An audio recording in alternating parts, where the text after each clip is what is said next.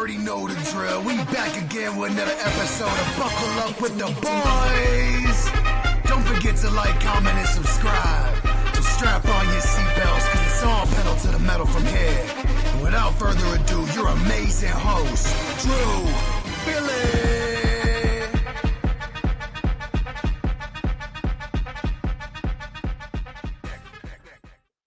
Welcome back to another episode of Buckle Up with the Boys, here with your host DB and host Trevor Dinsmore. Trevor, how are you doing on this humid but beautiful Tuesday night?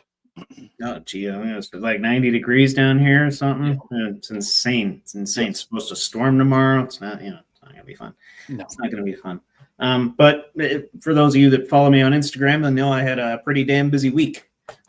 Signed over the old car to my brother, got a new car, went to Steel City Con down here, went to a Pirate game, and a couple of souvenirs that I got, and I actually just framed them a little bit ago. From one, Eric Bischoff. Got a nice autographed photo of him, classic Eazy-E right there. Yep. And my personal photo with him. I'm trying to get it so where it's not like reflecting. There we go. Yep. But did want to actually lead the show with tossing Eric Bischoff, who, as many of you know, ran WCW in the 90s, had the 83 weeks where he beat Vince McMahon, and is now a founder of Real American Freestyle Wrestling. So if you enjoy freestyle, go check out Real American Freestyle. Let me flip over to the Yeet list, make sure I spell his name correctly. Mr. Eric Bischoff, lovely person, took some Q&A, and I got to talk to him for a few minutes. His line wasn't terribly long, because I don't think a lot of people knew who he was. Well, plus, like, the Full House cast was there, for example. Punisher was there. Kate Matarazzo was there, among several others. But, of course, there's me, the wrestling nut, going to see Eric Bischoff. Wonderful human being. And getting on there in years, but still staying active in the wrestling business and still promoting. That's been his game for a long ass time. It was a pleasure to meet him, take a photo with him, and talk shop a little bit with him. No, badass. Eric Bischoff. I'm trying to remember his theme song. I can hear it right now. But I know. I'm bad. No, that's what it is. Okay. And better than, yeah. One of the biggest shockers of all time, Vince hiring his old nemesis. Yes. No. And I'll tell you, Billy, I got right into wrestling as he was like in his final days as GM, when he was like feuding with Cena and stuff. They had the whole trial of Eric Bischoff thing. Yep. Oh, that's helped me get into wrestling. Yeah. No, it's good shit. But stick along for the rest of the news here with me, but stay around for Trevor's segment as news as well. Also, debate time later with me, and also Be a Man question with Trevor as well to end out the show. We are talking wrestling, though. A little taste there, a little taste test for you guys. But anyways. You always talk wrestling, Billy. Don't you worry about that. Yes. I'll make sure of that. Yes. No, but a lot of preseason news coming out here, more than I thought that we would see. Me and Trevor love to watch people overreact. I think their team's going to win the Super Bowl off one game with second and third stringers. But anyways, we're going to bring you down to earth here. Like most of the Dallas Cowboys notable names, CeeDee Lamb did not suit up for the team's preseason opener. Watch this clip if you haven't watched it. You go check this out. He's in the white zone along the sideline where he's not supposed to be, not looking, I guess, at the play on the field. Ref comes down, basically gives him a nice little spear, Roman Reigns style, right in the back. And he gets sideline interference.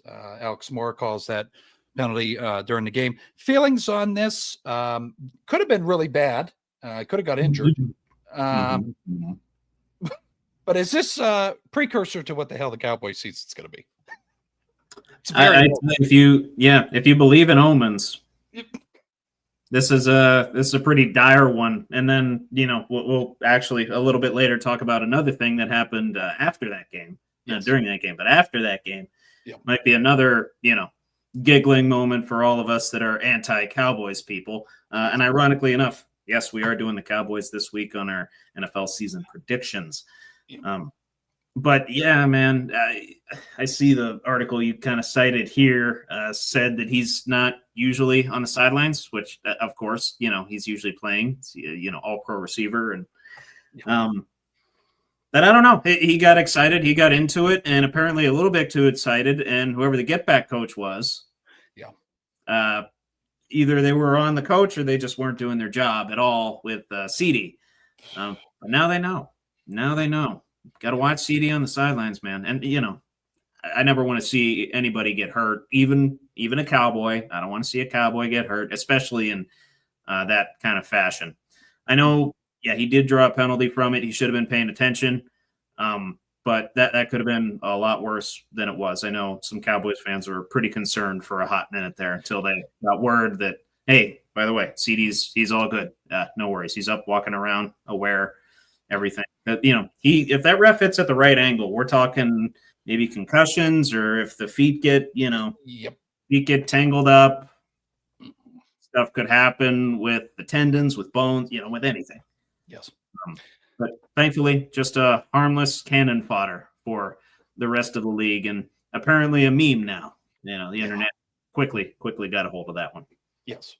No, but to the fans that overreact during preseason, it did result in the 51-yard gain from Joe Milton to Mingo to get called back, and also have 15 yards, pushing them back even farther. But nevertheless, hopefully CD learns from that. Another conversation, we're not going to dive too far into it because we're going to talk in later segments, and we like you people to stay as long as you can with us. But Shedeur Sanders did get on the field on Friday night. There's currently 6 quarterbacks on the Cleveland roster. Joe Flacco did not play. Dylan Gabriel and Kenny Pickett are still nursing their hamstring injuries. And the wonderful Deshaun Watson has a torn Achilles tendon, and he's on the physical unable to perform list. So, Trevor, just skimming the surface on Shedeur's performance, how do you feel? And also this 6 quarterback situation. Well, if you'll indulge me for a second, Billy, I want to do my best Shedeur Sanders impression in that Nike ad that quickly ran after that. Give me a second. I saw that too. Is that accurate? Yeah. Something like that. Yeah. Only a matter of time, right? Yeah. Yeah, he had, was it 140 yards and 2 touchdowns against backups? Yes.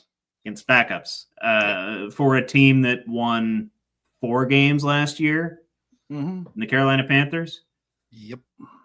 And he, has had a decent defense, still has a decent defense, but we gotta relax here, okay? It's preseason. It's preseason. Everybody's playing against back. We even got to relax on Skylar Thompson. I know we're going to talk about him in a minute.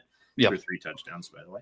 Correct. Looked very good. But again, these guys are playing backups. Yeah. Preseason. Chill on this. I know we've been dying for football for the last 6 odd weeks, where it's only been baseball. I was there too. I get it. I get it. I was overreacting to the Skylar Thompson thing while the game was going on. I understand. And, of course, it's a Sanders. It's Deion's kid, so everybody's going to go nuts. Media's going to eat it up. His name is money, man. His name is money. And studios, media outlets are going to talk about him so they can print their own money. You know what I mean? Yeah. No. Whether it's his downfall or whether it's his apparent, only a matter of time, quote unquote, rise. Yeah. No. Again, this was another case of, like Trevor already said, and I said earlier, overreacting. Yeah. He's on the team, but he did play. So that means that the guy that's sitting he played well. He played well. But people, if you're out there thinking that he's going to start over Joe Flacco, I don't think that's going to happen. I doubt it. No. Chris Brockman said that on the Rich Eisen show the other day, and I'm like, you are out of your mind. Yeah, no. You are out of your bald-headed mind, dude. I don't. Yeah, I but don't understand that perspective at all. But yeah, and also LeBron also tweeting about him helped. More of the hype. Cleveland guy, sure. Legendary. Yeah.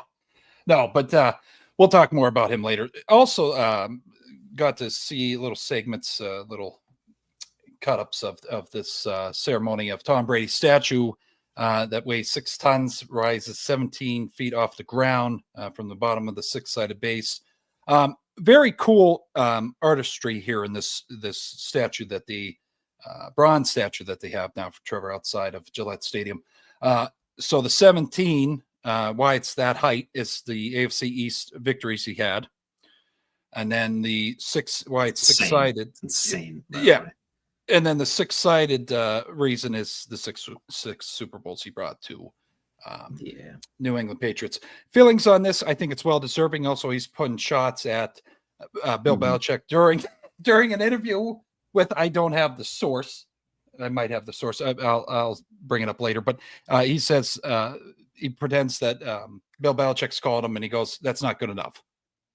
So I don't know. What are you feelings on this ceremony? It's well deserved. Probably one of the greatest quarterbacks in a lot of people's eyes to go. So feelings on this. In my eyes too. He made my life miserable for many years when the Steelers couldn't get by him. Right. But the accolades speak for themselves. No quarterback has had. Well, he's basically had 3 Hall of Fame careers. Well documented that. Correct. 20 to 30, 30 to 40, and then 40 plus. You could isolate any one of those, and he'd probably still get a bust in Canton. And I'll tell you, whoever did Ed Reed's bust, I wonder if they did this bronze statue too, because they just need to have that. Whoever did Ed Reed's bust, they just have that guy do permanently everything in all sports. Yep. Make that guy as rich and as famous as possible, because the artistry behind that, absolutely beautiful. The only thing I will say in a little bit of a conjecture here is Nick Foles did get a statue before Tom Brady.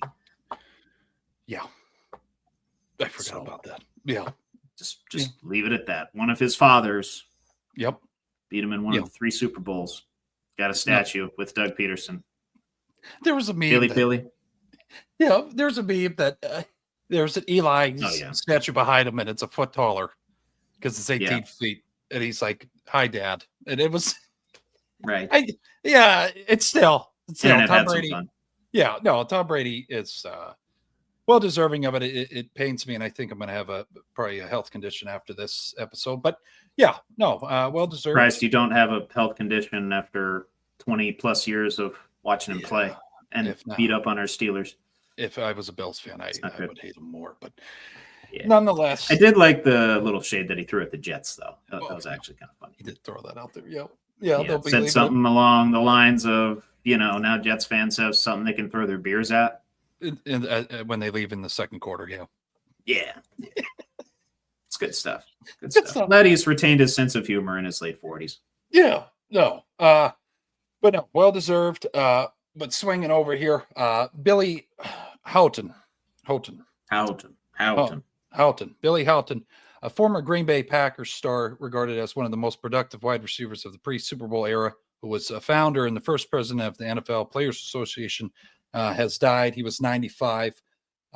Some would say it was believed to be the oldest living NFL player, Trevor, at the time of his death. Feelings on this? Pretty cool history he has here down the line here. But one of them just first receiving touchdown at Lambeau Field. I mean, that's pretty fucking cool accolade, 57. So, yeah. But feelings on this? He seems like a cornerstone to the Players Association. Yeah, their first ever president after they were established in 1956. One of the co-founders of that of the NFLPA, and some people, rightfully so, the stats say it for themselves. I honestly, before you said his name right before the show, I mean, played in the 50s. It's sad, but we don't. Yeah. But I knew the name Don Hudson. I knew the name all-time Packers great and one of the great receivers of the early days of NFL football. This guy has stats right up here with him. 18.4 yards a catch, 303 catches, 5,581 yards, and 43 touchdowns while he was a Packer, which, just for reference, they didn't pass the ball a whole lot back then. No. Nope. So makes that all the more impressive, averaging 18.4 yards a catch behind only Carroll Dale's 19.7 for the Packers, 200-plus receptions for those that have 200-plus receptions. Wow. Led the league in receiving yards in 1956. He did that on multiple occasions, but 1956 was arguably his biggest year. Finished his career with 503 total catches, 8,459 yards, and 61 touchdowns. Did go on to play for the Browns and Dallas before retiring after a 12-year career. So very impressive 12-year career here, I will say. Yep. And on top of that, leaving a legacy behind as one of the founders of the Players Union, which, is in a little bit of turmoil right now, as we know. But it's good that it's a good thing. Unionizing, that's a good thing, especially when you have this big money floating around between NFL groups. And they didn't, always have that back then, but they had the foresight to collectively gather and unionize, which is kind of cool. Yeah. No. So, prayers and thoughts to his family. And it's amazing how you hear a death and then you're like, holy shit. Is it all this guy? You know what I mean? I don't know. Right. Especially this guy, 95 years old at the time he died. Right. It's like, geez, dude. Yeah. No. That all kept you kicking all those years. Yeah. Right. If I make it to 80, let alone 95, I'll consider that a full life. I'll be good.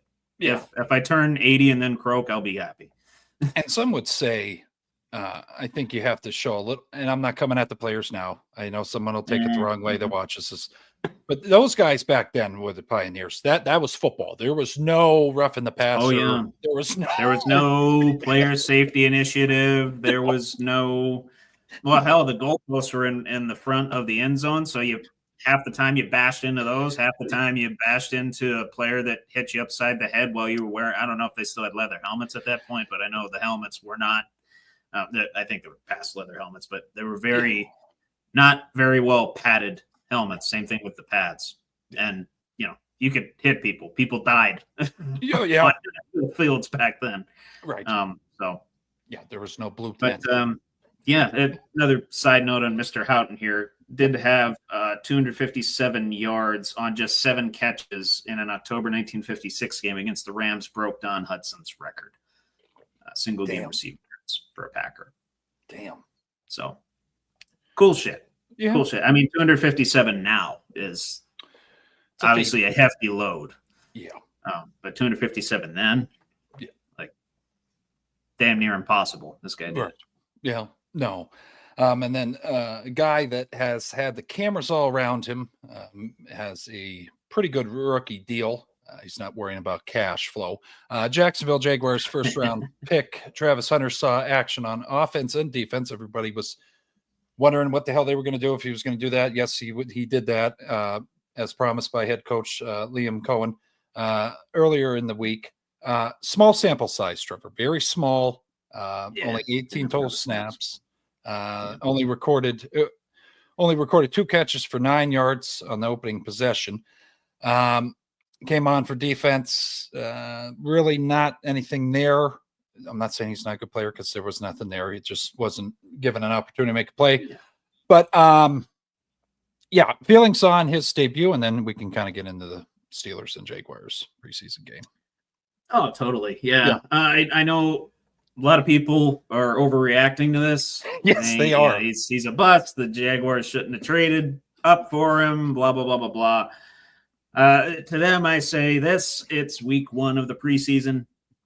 I sound like a broken record. I know. I just said it with the Shedeur Sanders thing. It is week 1 of the preseason, and this guy is trying to do something pretty much unprecedented for a rookie. We haven't seen a guy do this in how many years now? 35 plus ish, roughly. It's been a while.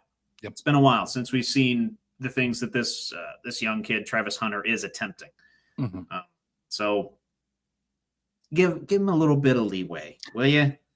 Give him a little bit of leeway. Mm-hmm. One bad game does not a player's career make, let alone one bad game in the preseason for goodness sake. Yeah. It just came out of the woodworks on social media. I was just like, okay. I know. People are like dying for football more this year than seemingly in previous years. And I only imagine that's going to, I don't want to say get worse, but progress. Mm-hmm. Like the anticipation is just going to be more and more and more and more and more. Yeah. As we go throughout time. But yeah, especially with superstar caliber players like this, you expect them to go in and produce right away. Same thing in all sports. You expect them to produce right away, and then when they don't, people shit on them. Yeah. And it's not a good thing. No. Patience, Jacksonville. You have a new head coach. You have a whole new system in place. Yeah. You're still trying to get your franchise guy on track too, T-Law. Yeah. You got to get him on track. You got to get Travis on it. You got to get every one of these guys. You got to get them on the train and then get the train on the tracks. The train hasn't even left the station yet. We're still in preseason. Right. No.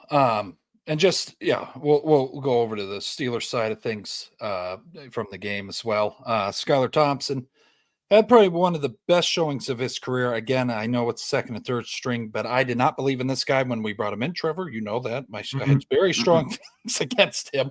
You did. But 20 for 28. Nice. No, 20 for 28, 233 yards, 3 touchdowns.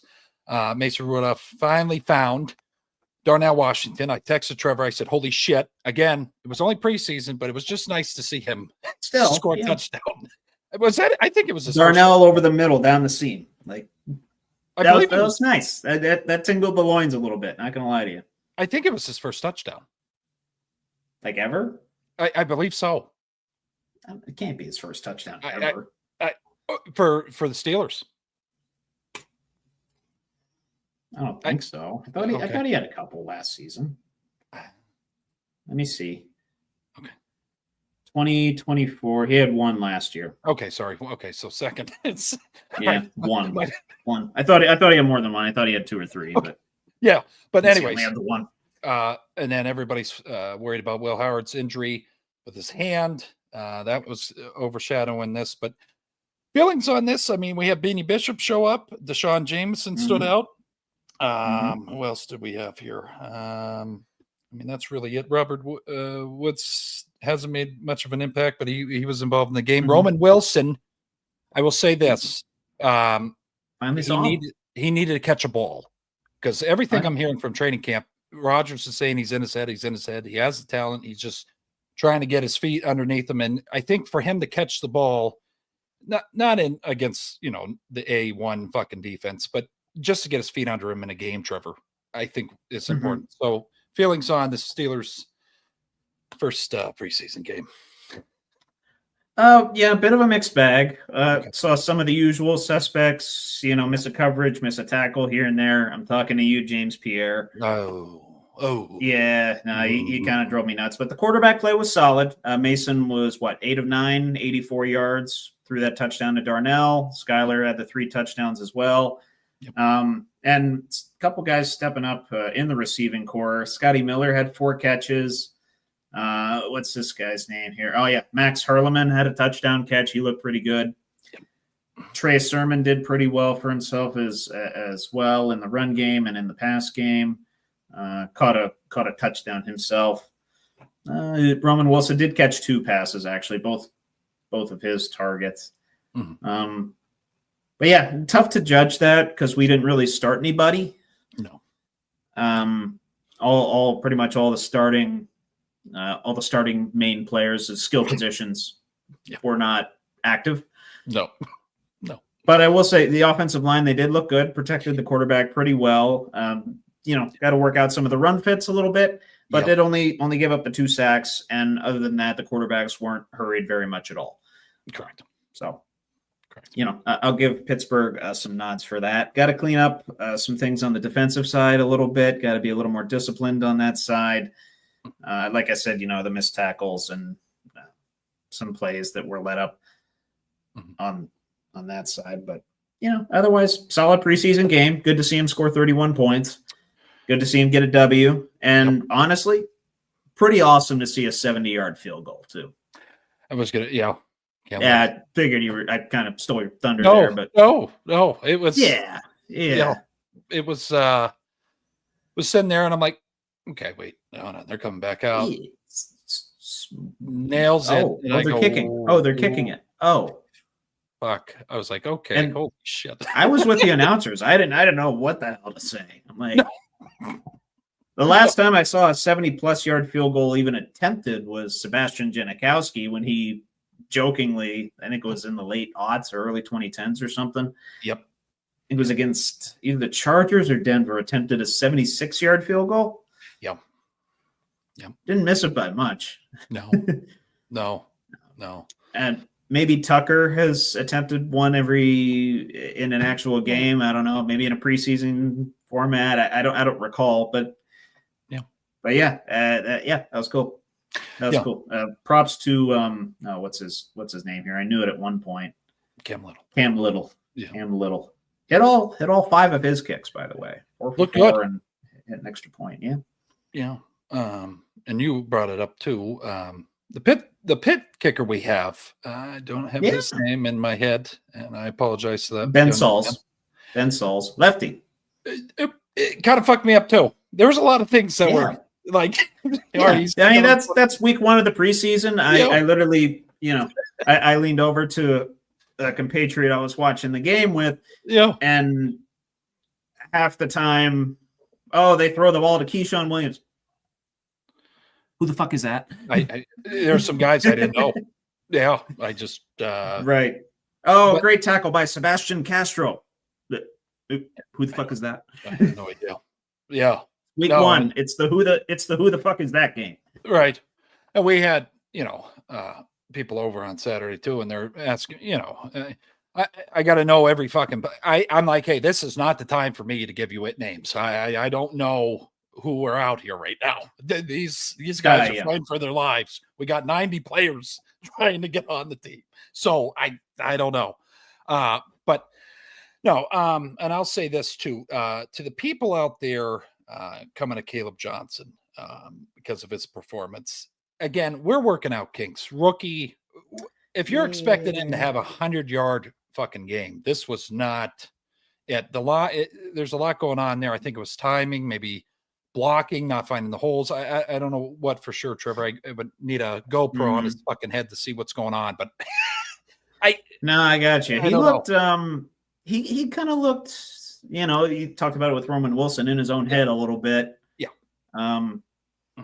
He looked like he was looking for the right hole to go to rather than bursting through the one that was open. Mm-hmm.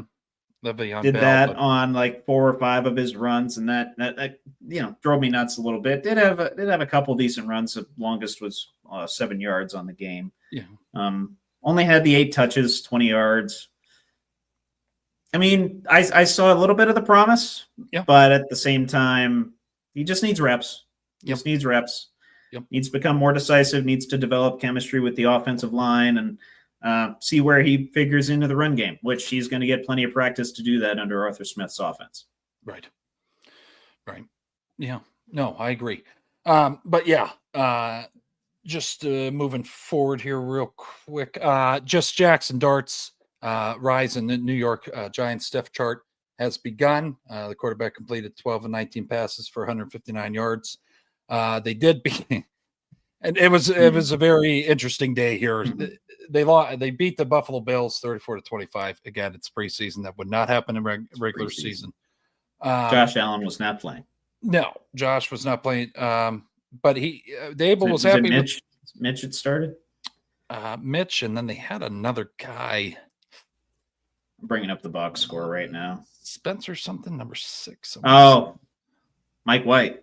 Mike White was on the team. Yeah, and then there was a 4th stringer. I don't know what his name was, but Shane Buchel. Oh, Shane. Okay. Buchel. Fucking Spencer. Shane. Okay. Shane. All right. Shane. Yeah.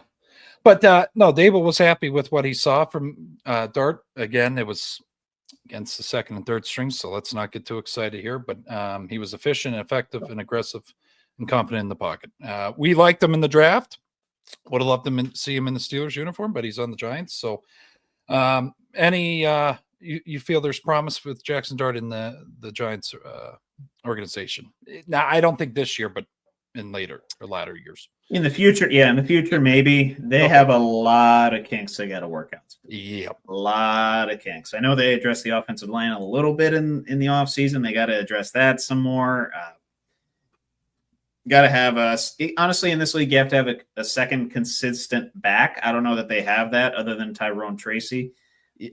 He's kind of the lead horse there. It's very tough to get away with just having a lead horse nowadays, unless you have like a Saquon or a Derrick Henry or, those elite level backs, like they're a CMC. Yep. Those elite level backs that can get you every single down. You kind of need some depth at the running back position. And plus, I don't know who these receivers are for the most part. Mm-hmm. Gunnar Olszewski caught 5 passes. I didn't know that. Remember him? Yeah. Fun. He can stay there. Yeah, he's chilling. He's chilling. But yeah, you can't just have Malik Neighbors. You got to have some depth there as well. On the defensive side of the ball, they're not bad. No, they're not bad. They were decent last year. I'll give them that. So long way to go. I hope Dayball is able to see this through, because I do have faith in him as a head coach. I think he's a great football mind. I think he's just been dealt potentially the worst hand in football currently, maybe other than the Panthers or maybe this year Stefanski with the Browns. Yeah. No, I agree. And people forget Jump started Josh's career in Buffalo, so as OC. That is true. So just want to throw that out there. The guy knows football. You just see a QB coach or OC at the time? Offensive he was OC. Yeah. Okay. Yeah. And he was getting fucking red and pissed off up there too. So it's good to see that he hasn't left them. But watch this game on Friday. A little bit of it. Did not see this actually happen though. So, but safety for the Detroit Lions had a frightening injury. Maurice Norris Jr. During the preseason game between them and the Falcons on Friday night was suspended. The play was suspended due to him having something going on with the head neck area. Trevor. Yes. He does have movement in all of his extremities, but play did have to stop, and people were. I guess while this was happening, I wasn't on social media. I was getting text messages about it. Do we have another situation we had in Cincinnati way back with DeMar Hamlin? DeMar, yeah. Everything's good now with him. But yeah, I think everybody was a little taken back. It's preseason where it's not ready for something like this to happen. But it can happen anytime you take the football field. But definitely. Feelings on this? Anything, comments or anything you want to say? Now, I did want to comment on one of the classiest moves that I've ever seen on a football field. The Falcons, I believe, snapped the ball, and then they let 6 minutes run off the clock. And then I don't know who it was that stepped in and said, hey, we'll just, it's preseason, we'll call the game here. Yep. Not only that on the Falcons side, but on the Lions side, and really on both sides, you have guys fighting for roster spots.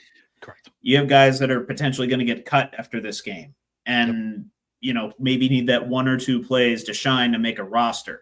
Mm-hmm. They sacrifice potentially that to honor a fallen teammate and, to say, hey, there's more important things than the game here. There's more important things than making a roster. Like very scary situation and potentially another guy's life at stake. Thank God he's okay. Right. Thank God he's okay. Movement in the extremities, and to my understanding, no season ending or career threatening neck head damage. No. I don't know how. Yeah. But thank God. Yeah. Thank God. That's definitely a best case scenario. Yeah. But yeah, that was pretty cool watching that. It was a very, very weird situation that the players kind of had to step in and say, hey, let's we're done here. And, snap the ball, hold it for 6 minutes. It was something I hadn't seen before. No. And whoever was kind of the ringleader and gathering the troops and saying, "Hey, let's just chill right now." Okay. We just had a brother go down potentially, with a career threatening injury. Thankfully it wasn't again. But yeah, whoever stepped in and said, "There's more important things in this game. Let's just move on, pray for our fallen brother, and move on to the next." Yeah. No, but thoughts and prayers to him. Hope everything works out here for him, and he has a great recovery from this, Trevor. Hopefully, yes, sir. The Lions are walking, which knowing Dan Campbell, if you're not familiar, Trevor knows, he's probably been blowing that guy's phone up ever since this happened. So making sure he's okay. Hopefully, thoughts and prayers to him. It's tough to move on. I put that wasn't the last segment before I went, but I was gonna say we have to have a little bit of an upper before we get on. Yeah. So the number one overall pick didn't get going until his second drive on Saturday night. Once Cam Ward and found Calvin Ridley, the top pick of the 2025 NFL draft, began to display the potential that led the Tennessee Titans selecting him. First drive, he went 0-2, Trevor. He comes back. Second drive was 5 for 8, passing for 67 yards, and then 3 passes on that drive to Ridley. So you're seeing the connection with a veteran guy with the rookie there. I think it's promise. Still, that Titans roster, that's going to be tough. I mean, you saw our season predictions for them, but feelings on Cam Ward's first time on the field in the Titans uniform. Yeah, looked pretty well polished. Got the butterflies out the first drive. Looked efficient in the second drive, and not gonna, as I've constantly reiterated throughout our news segment here, not going to overreact because it is week 1 of the preseason. Yep. But I will say, kind of took the reins and looked good. Yep. Looked good. I believe he didn't lead the touchdown drive, did he? That was later on, I believe. Later on, I think, later on, I think Pollard ran it in. Yep. But no, still, there's hope. There's hope in Tennessee. Again, maybe not this season because of the way the roster is constructed. It's not a whole lot of depth there, really, at any position. And Calvin Ridley's kind of your leading guy in the receiving core. I guess they have, I don't know, who's that Okor for at tight end? I can't remember his name. Yeah, I don't know his first name. It's something. Yeah. Chig Okonkwo. They got, they did sign Tyler Lockett and Van Jefferson as well. And lest we forget Dan Moore, 4 years, $84 million. Going to keep bringing that up probably until the end of my life. Yeah. Still stunned by that. Yeah. But going to be very tough on the Titans this year. Trial by fire for Cam Ward. Yeah. And what I like too, head coach Brian Callahan, they ask him at the end of the game, working with Cam Ward and all that, seeing how he did in his first game. So they have him come out. Trevor, they said, "Okay, you're done. We're shutting you down." But he says the fire lit under him. He wanted to go back out there. He wanted to keep playing. So that kind of shows some promise. But Brian Coach Callahan had to tell him, "Hey, we don't want to show him all of our cards. So you're just going to sit." Saving the player from himself, I guess. But anyways. Yeah. But that's all I had for news for this week. I'll be back later with debate time. We'll go over to Trevor's news and segments. Sounds good, brother. Appreciate it. Yep. And we're going to jump right into the NFL season predictions covering the Giants and the Cowboys this week. Hell yeah. Yep.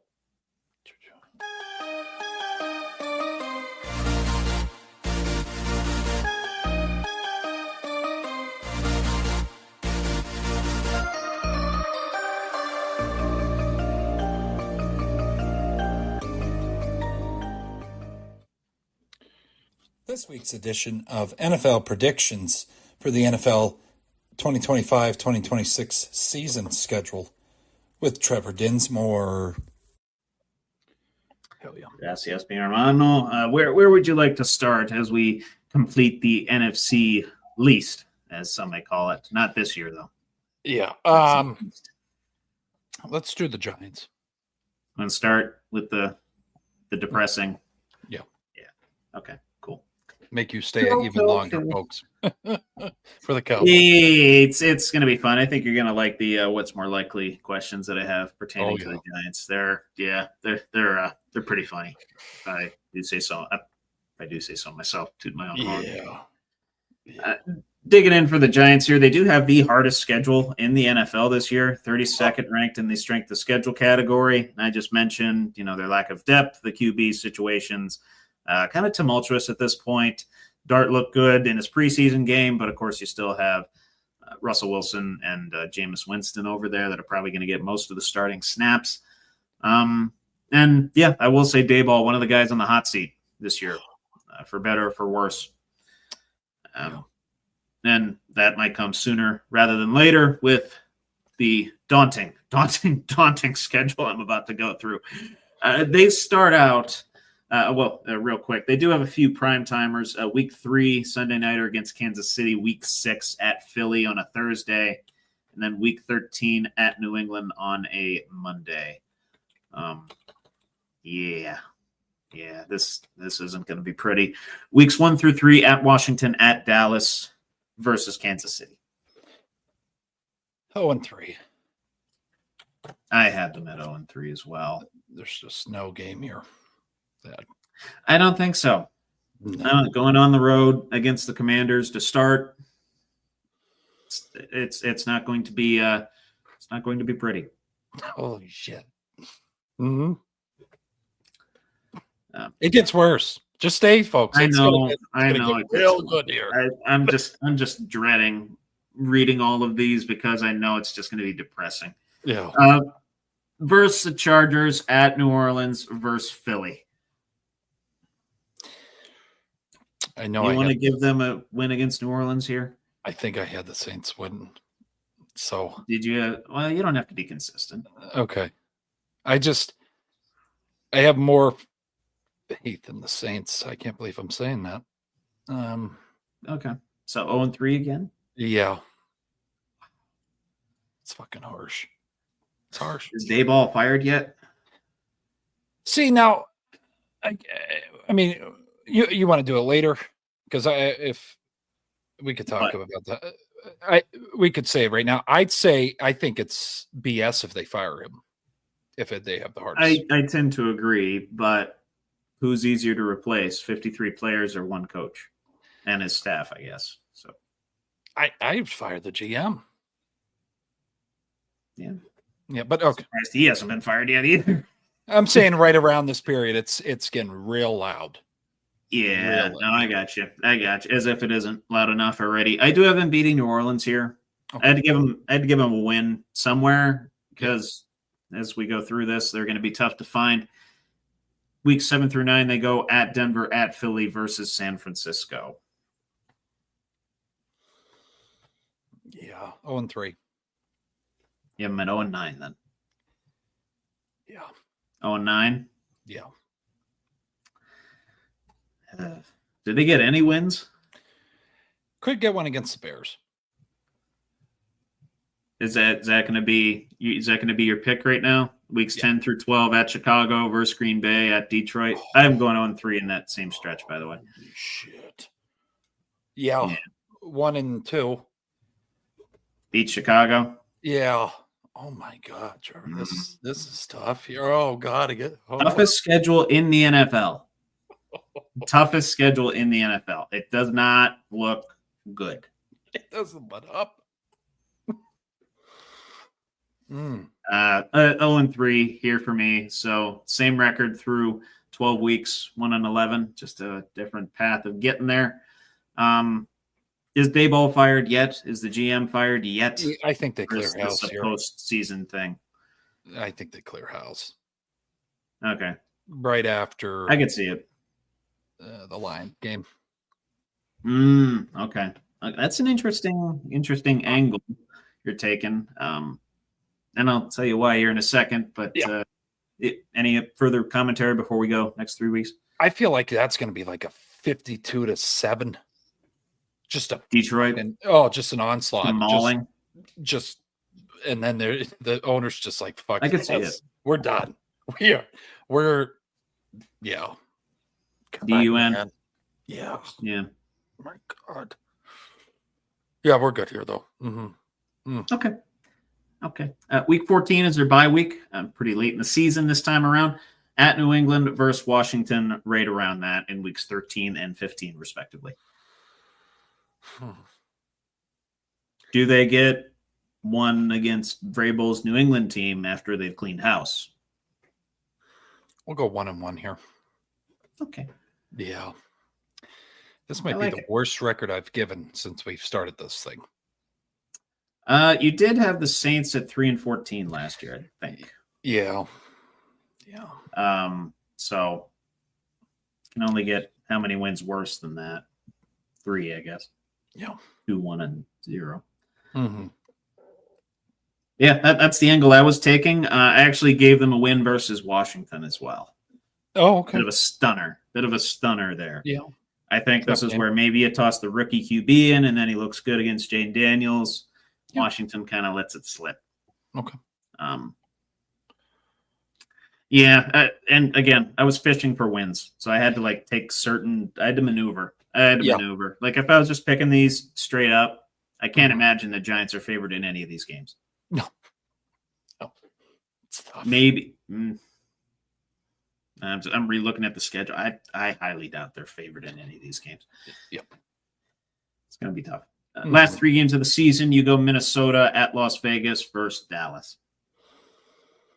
0-3. 0-3. Yeah. Okay. This is then the worst record you have given a team since we've been doing these picks, 2-15. And that is on a 5.5 over/under win total. Ooh, okay. 3.5 under. It's bad. What was your record you had? I had them losing these last 3 games, 3-14. I don't know where they're finding the 5. I 5.5. I don't know. You got me. You got me. Holy shit! Maybe a Dallas game or maybe a Dallas game. Yeah. New Orleans, New England. And I don't know. Maybe one of the teams in the middle stretch of the season isn't what we think they're going to be. I have no earthly idea where they got 5.5. The offensive line. They did add a little bit, but I'm looking back at how Russell was with our offense line, and he fucking I don't know what happened the last 6 weeks. So and I thought ours was okay, and theirs. Yeah. I'm very interested to see him with them protecting him. How this all shakes out. I do not see 5.5. I have no ill will against the Giants organization at all. So there's no you know what I mean? I'm not. It's not like the Ravens. You know what I mean? Right. Yeah. I don't know. I'm sorry to the Giants fans out there, but fuck, man, you guys got to get it figured out up there in New Jersey. It's rough, dude. Not fun. Not fun to be a Giants fan at the moment. Bill Carter, though, that I hope brings promise someday. I hope so, and maybe they'll win a game on his back, similar to how the Steelers do it with Watt sometimes. Yeah. Maybe he'll make a play and they'll win a close game. Yeah. You have Dexter Lawrence too. There's guys. It's just you do. They have guys. It's the toughest schedule in the NFL with not a ton of depth. And how much time is that defense going to be on the field every game? That's I think what the concerning part is. I don't see the offense. We'll see. Godspeed. Godspeed. Yeah. With that, I guess there's only one thing to say. Yes, I busted it out. Looks very good. Yeah. Oh, I know. Matches the flannel very well. This very, very comfy flannel. Normally, I don't start wearing this until late September. Yeah. But I was able to bust it out for the Cowgirls today. So, how about them Cowboys? as we go on to their 2025 season schedule. Mm-hmm. And I will say the Cowboys, obviously dealing with the Abdul Carter situation right now. I don't know who the hell is going to run the ball for them, but they have two fantastic receivers, and it's going to be a case of they're going to need to just outscore everybody. Yeah. It seems like Dak's going to have to throw for like 5,500 yards. It's probably going to be ridiculous. He gets, what is it? Seven primetime games this year. Week 1 at Philly on a Thursday, obviously the opener.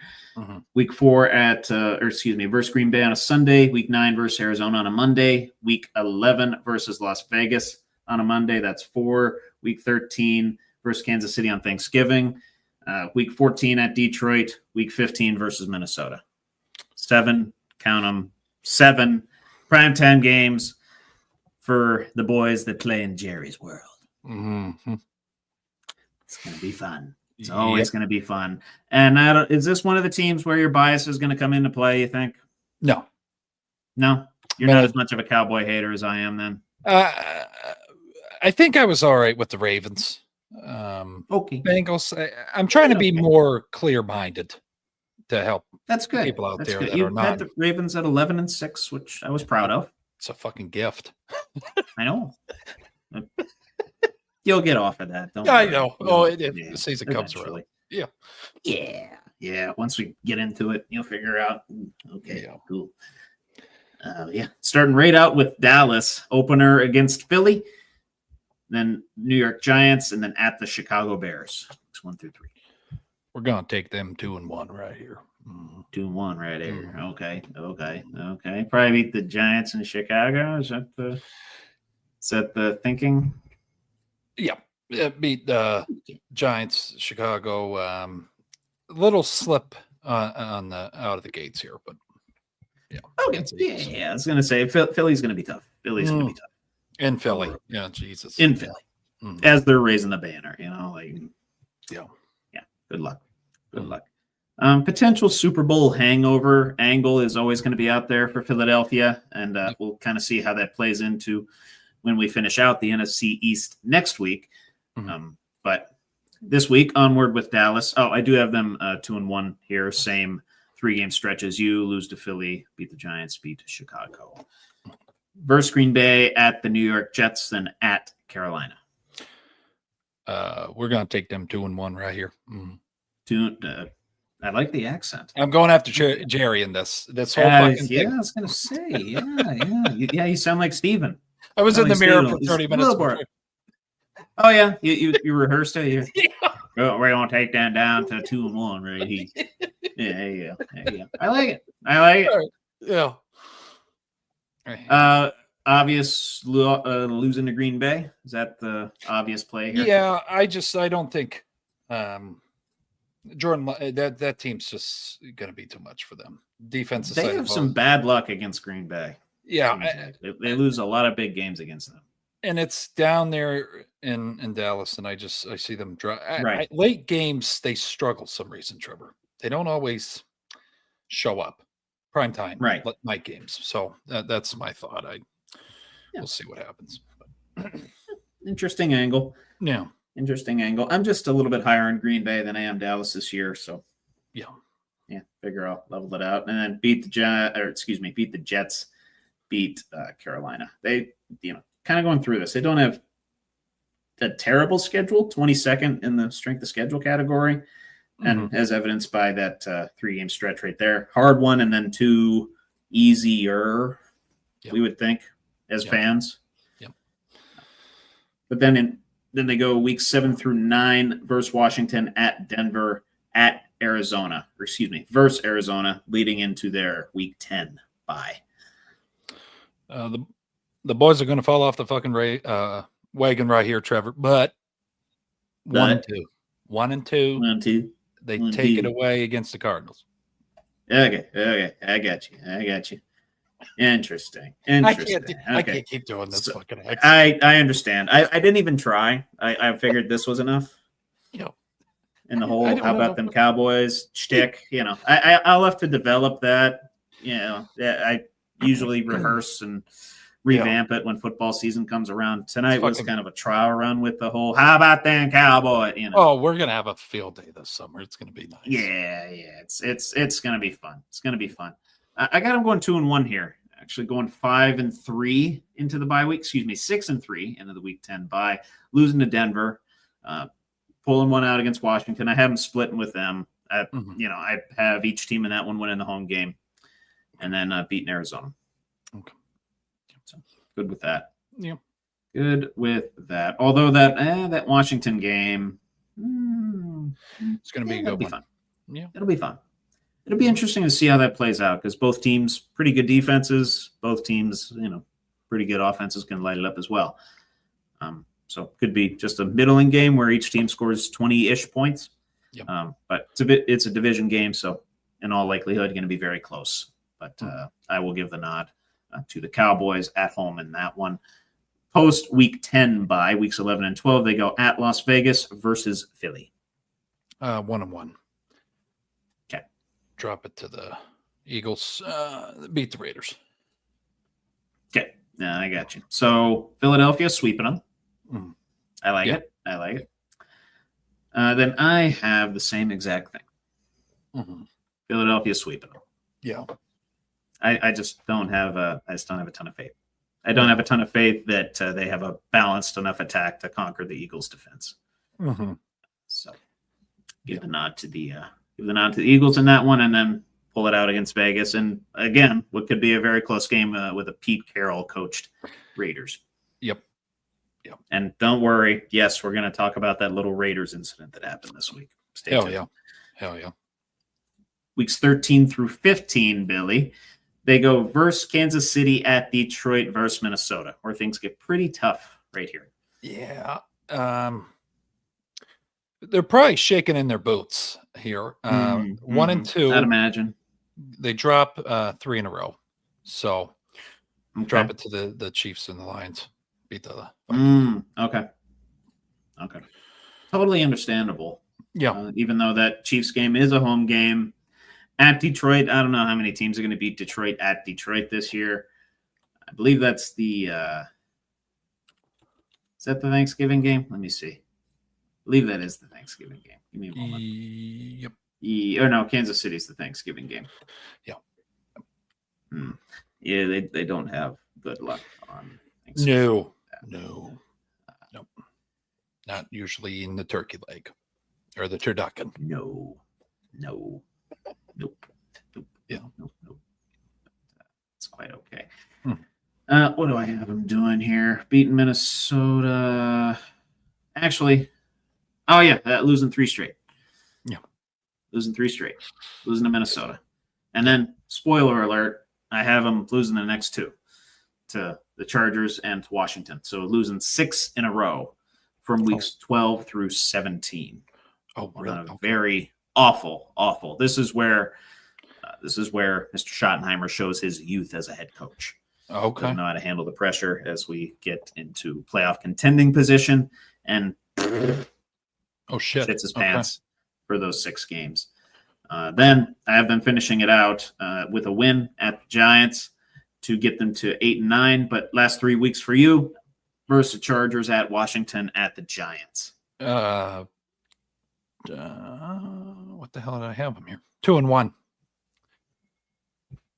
They drop 1 to the Chargers. They sneak past the Commanders in some bullshit, and they just destroy the Giants. Just fucking. Okay, yeah, that's fine. That's totally fair. So wait, you have them split with Washington, right? Yes. Yeah. Okay.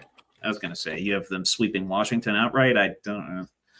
I'd have been a little skeptical on your picks. Yeah. In regards to that, but anyway, like I said, 8-9 on a 7.5 over under. Okay. You, sir, let me count your wins up here. 1, 2, 3, 4, 5, 6, 9 and 8. 9 and 8. Okay. All right. So potential playoff contender there. Yeah.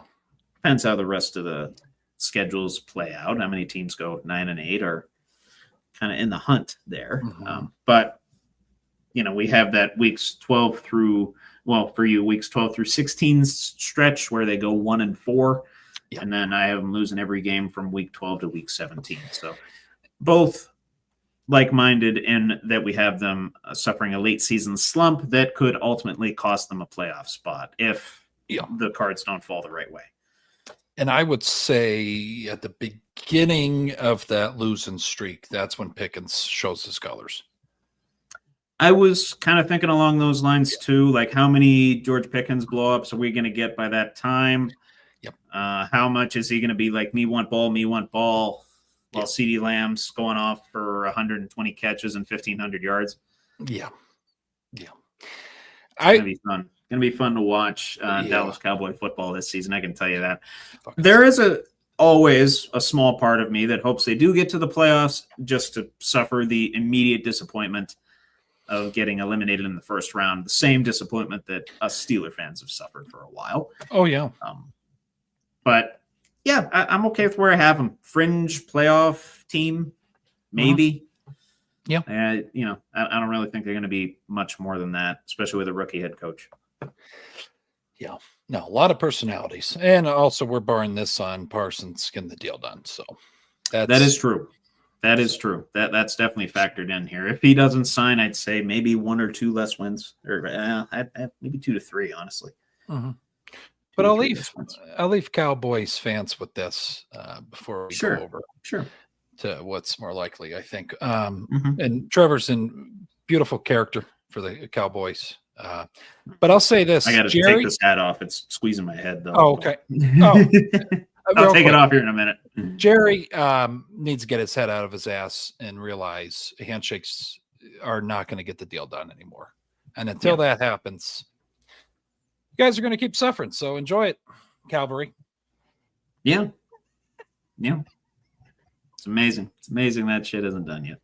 But that won't be the last you hear about the Dallas Cowboys this evening. I can assure you of that. No. But that is it for our NFL season predictions for this August 12th year of our Lord 2025. You've got the Commanders, Eagles, and Patriots next week. And that is before we wrap it up on August 26th with the Jets, Dolphins, and Bills. We only got 6 teams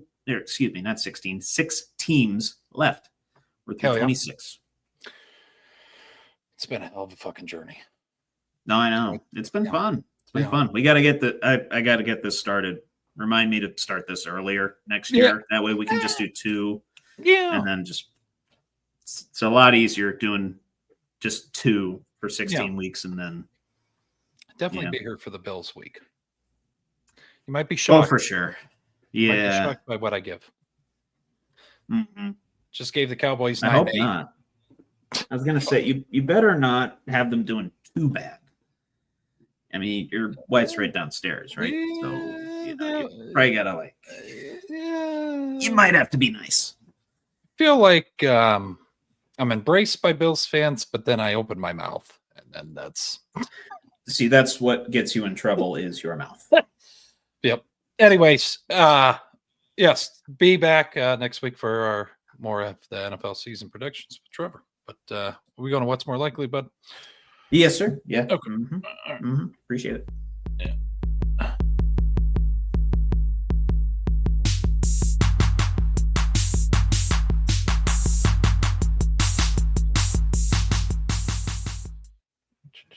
Welcome to this week's edition of What's More Likely with Trevor Dinsmore.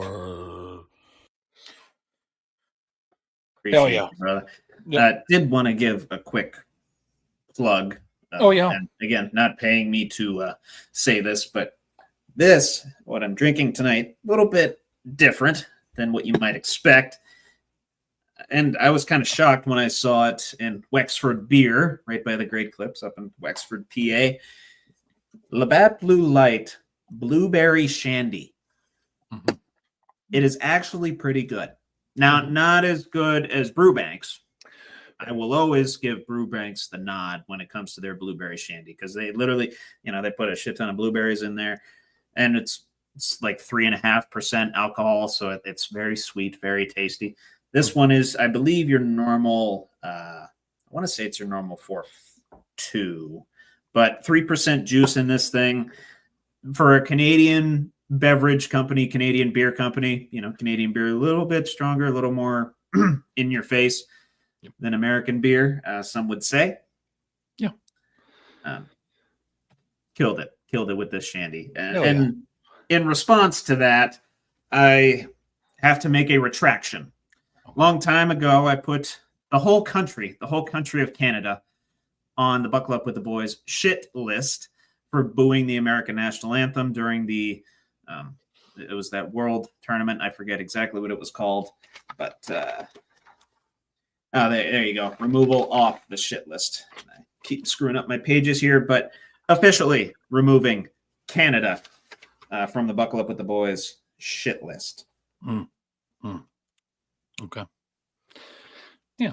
Me and Canada, because of this lovely blueberry shandy that Labatt created, we're good for now. Just don't boo the national anthem again, please. Okay? When the Rockets red glare, if you boo, yeah, you're gonna be back on the list. Yep. Right back, the whole country back on the list. I don't care if you gave us hockey, back on the list. And the tariffs will come. Yeah. Damn right they'll come. Anyways, yeah. I'll make sure of that. I'll write my I'll write the president himself. Screw it. Yep. I'll DM Donald Trump on Twitter. Yep. Say, hey, make this happen, okay? Yeah. Because I have that much sway, you know what I'm saying? But anyway, that's probably the longest tangent that I've ever gone on about an alcoholic beverage, but this is that damn good. You like it, yeah. Unexpectedly juicy. Hell yeah. That's a tagline for a different brand, but yeah. Anyway, more likely to happen first. Now, I don't know if you watched Dallas postgame. Dallas Cowboys postgame, saw what Dak said to Stan Kroenke. Yeah. And I know obviously you saw the 70-yard field goal within the Jags game, Jags Steelers. More likely to happen first. Dallas makes an NFC championship as Dak decreed to Stan Kroenke, or we see a 70-plus yard field goal in a regular season game. 70-yard field goal. That was an easy one for me. I was thinking, I might, draw you in a little bit, but never, to my knowledge, we've only seen the one attempt, 70-plus yards. I felt like I didn't. There might have been more. I didn't jab enough towards the Cowboys. I will say this: if Dak never makes it to the playoff or win the playoff, he made it to the playoffs, right, Trevor? He's made it. He's made it a decent bit. I think he only has 2 playoff wins in his career, though. Okay, if he never wins again, I'm okay with that. I'm okay. Like with that. At all, ever at all? Yeah. Regular season, preseason, postseason. Yeah, he will go down as the most overrated quarterback. It's the highest paid. So highest paid, overrated. Yes. Yeah, so, I got you. Throw that little nugget out there for you. Yeah, some might throw Justin Herbert in that conversation. He's getting there.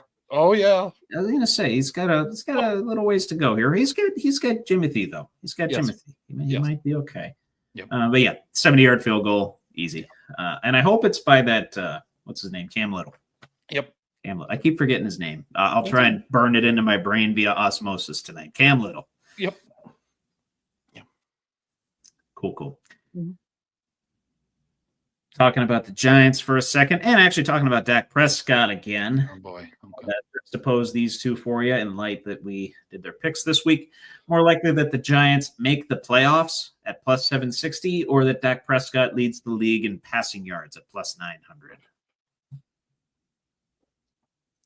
Go with Dak. Go with Dak at the longer odds. Plus 760 for the Giants to make the playoff. Wow. Yeah. It's like these odds or something here. Odds, I think. Second or third odds.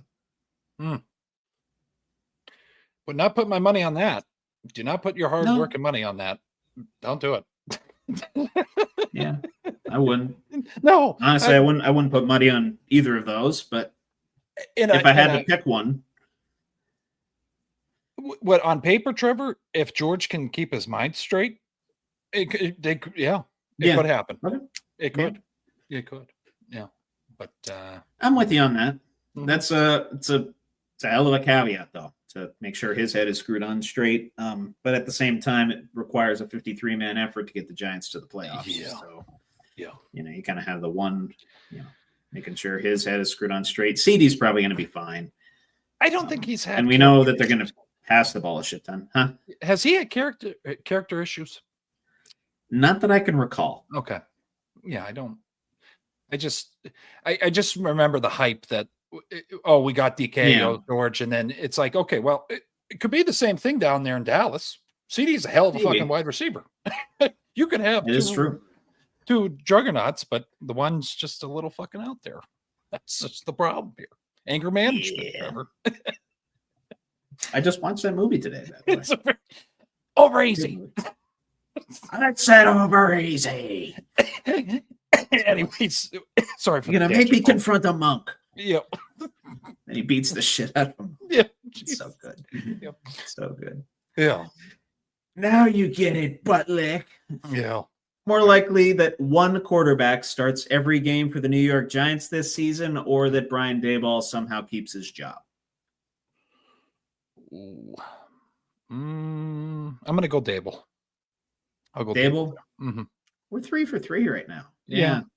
It's gonna be I don't know, what do you call it? Musical chairs. Yeah. At the Giants quarterback situation, I would think. Yeah. Russ will probably start week 1, carry him for a little bit. They'll suck for a while. Yep. Jameis to spark him, maybe. Yep. Who knows? Maybe even they throw the Italian in there at some point. Tommy DeVito. God bless They him. just they did that last year, did that the year before, thinking, this guy, he'll give us a spark. And did in 23, not so much last year, but right. Yeah, I just think again, if I'm a Giants fan, they fire Daboll, he's getting picked up. He's getting picked up quick. I would think maybe as a coordinator. Yep. Again. Yep. But send him over to fucking the 49ers. I'm telling you, that guy has a hell of a football mind. He just needs weapons. Just give him 3 or 4 decent fucking players. He will make magic. I mean, you saw it in Buffalo. Yes. God, him. Yeah. God bless Daboll, man. God bless him. He's had an interesting coaching. I mean, you go from a Super Bowl contender to shit to the Giants. It's like, it's tough. That's he's one of those coordinators. He had to kind of take a downgrade in terms of quality of team to become a head coach. That's usually how it goes anyway. Spread his wings. God bless you. Mm-hmm. Yeah, he tried, and it's just not working out with the Giants and how they're being run as an organization right now. There's a lot of misalignment right there. Yep. Mm-hmm. Yeah. Did you see the Patriots game at all? Caught glimpses of it. Yeah. Yeah. I got you. Did you see the Travion Henderson thing? 100-yard return touchdown. Yes. Yeah. Yes. Okay. Cool. Yep. So you'll know this. Then did you see the Dolphins game? Any of that at all? No. The Dolphins' most recent game was a preseason tie against the Bears on August 10th. Did you hear that? Yeah. I don't know what that was. Government's listening. I think so. I'm going to turn my phone off now. Oh, God. Okay. Un momento. Okay. Phone's off. If you're trying to contact me, you're not going to hear from me for the next hour-ish. Okay. So Quinn Ewers, 5 for 18, 91 yards, 2 fumbles, and a 48.1 rating. Not great. Not great. Mm-hmm. More likely that Travion Henderson wins Offensive Rookie of the Year, or that Quinn Ewers sees meaningful action for the Dolphins this season, i.e. takes first-team snaps at some point. I'll go with the first one. Yeah. Travion Henderson? That's a plus 1,600, by the way. So I'm okay. Not terribly long. Yeah. I'll go with Trayvon there. Quinn. Okay. Ooh, 48%. Yeah, it was rough. But, I'm just concerned that the Dolphins are kind of running out of running out of steam. Tua's not looking particularly great. I know Zach Wilson's behind Tua, so you have to go through him as well to get to Quinn. But Well, Quinn, if you just get a busload of moms, you will have that starting job if Tua goes down. Because Zach will be It's a good call. It's a good call, actually. Yeah. Anyways, Quinn. Some people have mixed emotions about him, but damn, 48% against second, third stringers. That ain't gonna 48 passer rating. Yeah, passer rating. That ain't gonna get it done. Okay. No. What was he? 5 for 18.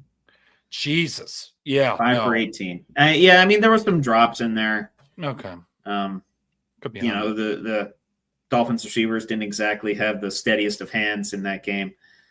Yeah. Hey, Captain Insano, I could see that.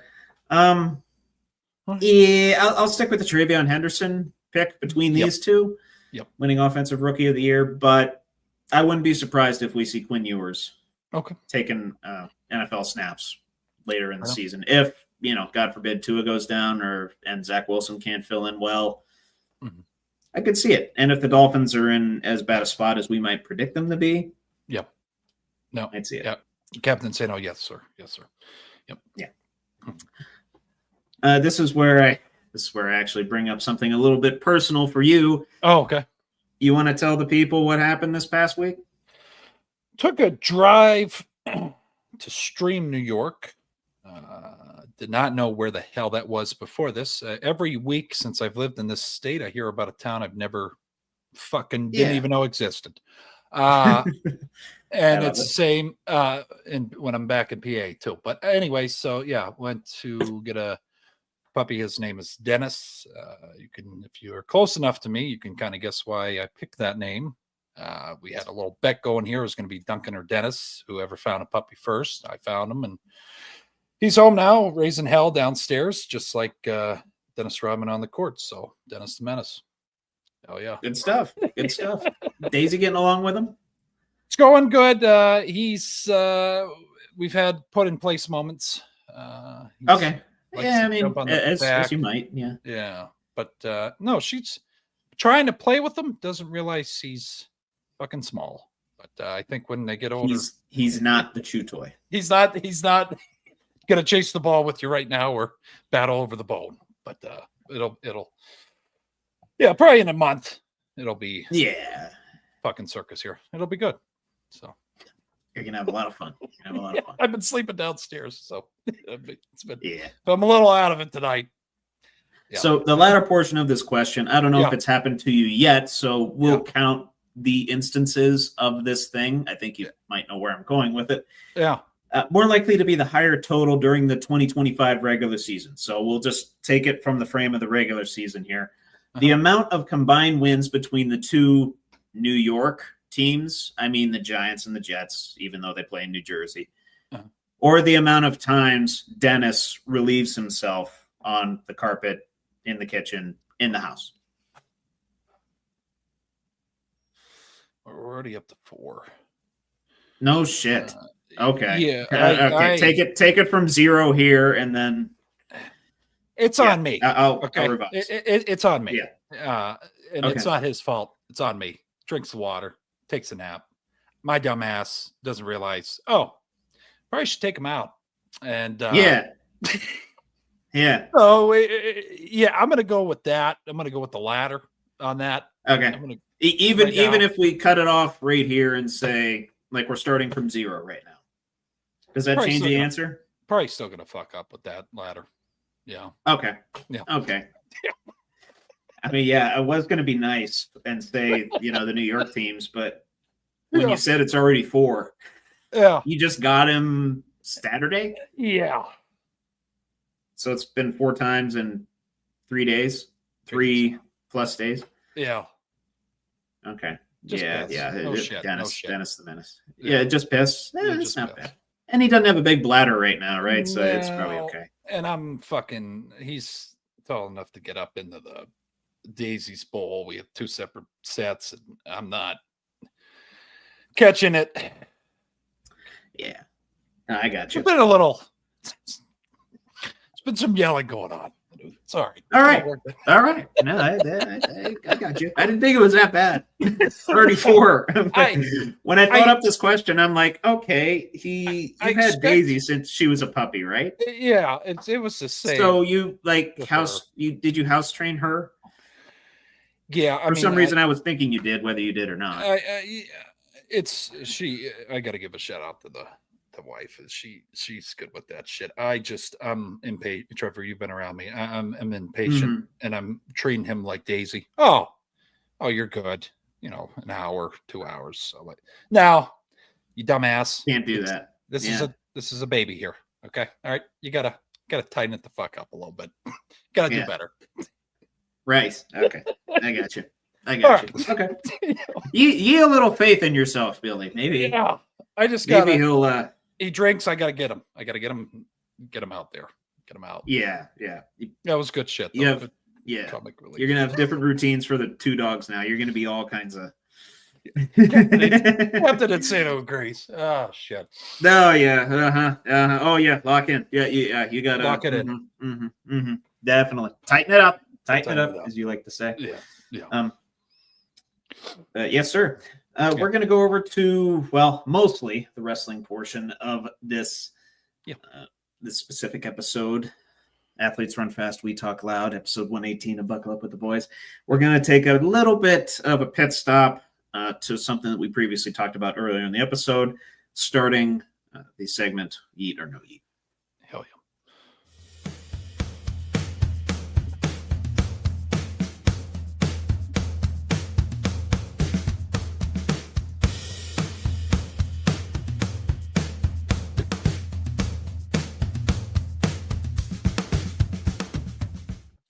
And people have been asking me, why is that segment longer? It's for me to get a drink and Trevor to get a drink as well.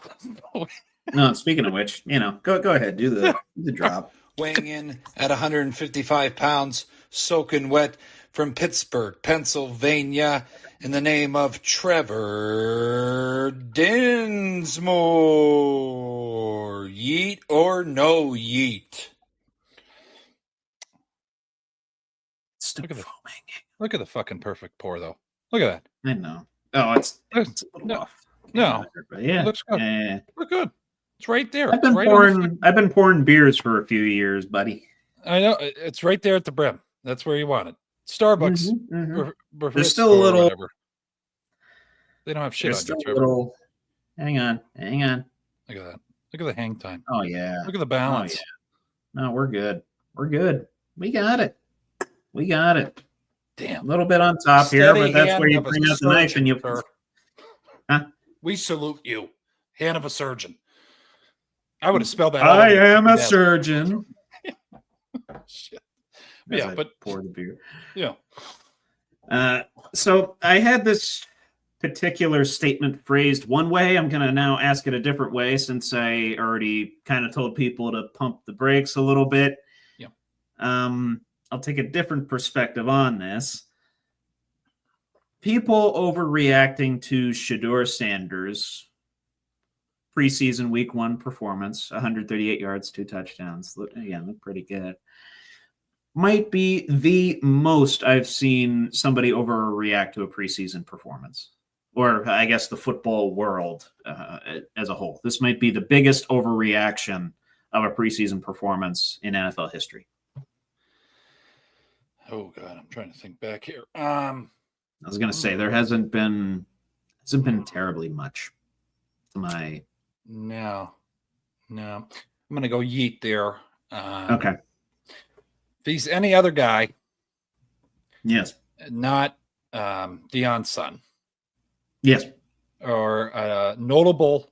No disrespect to the thousands of players that have played in the NFL, sons either, but a notable figure in the NFL.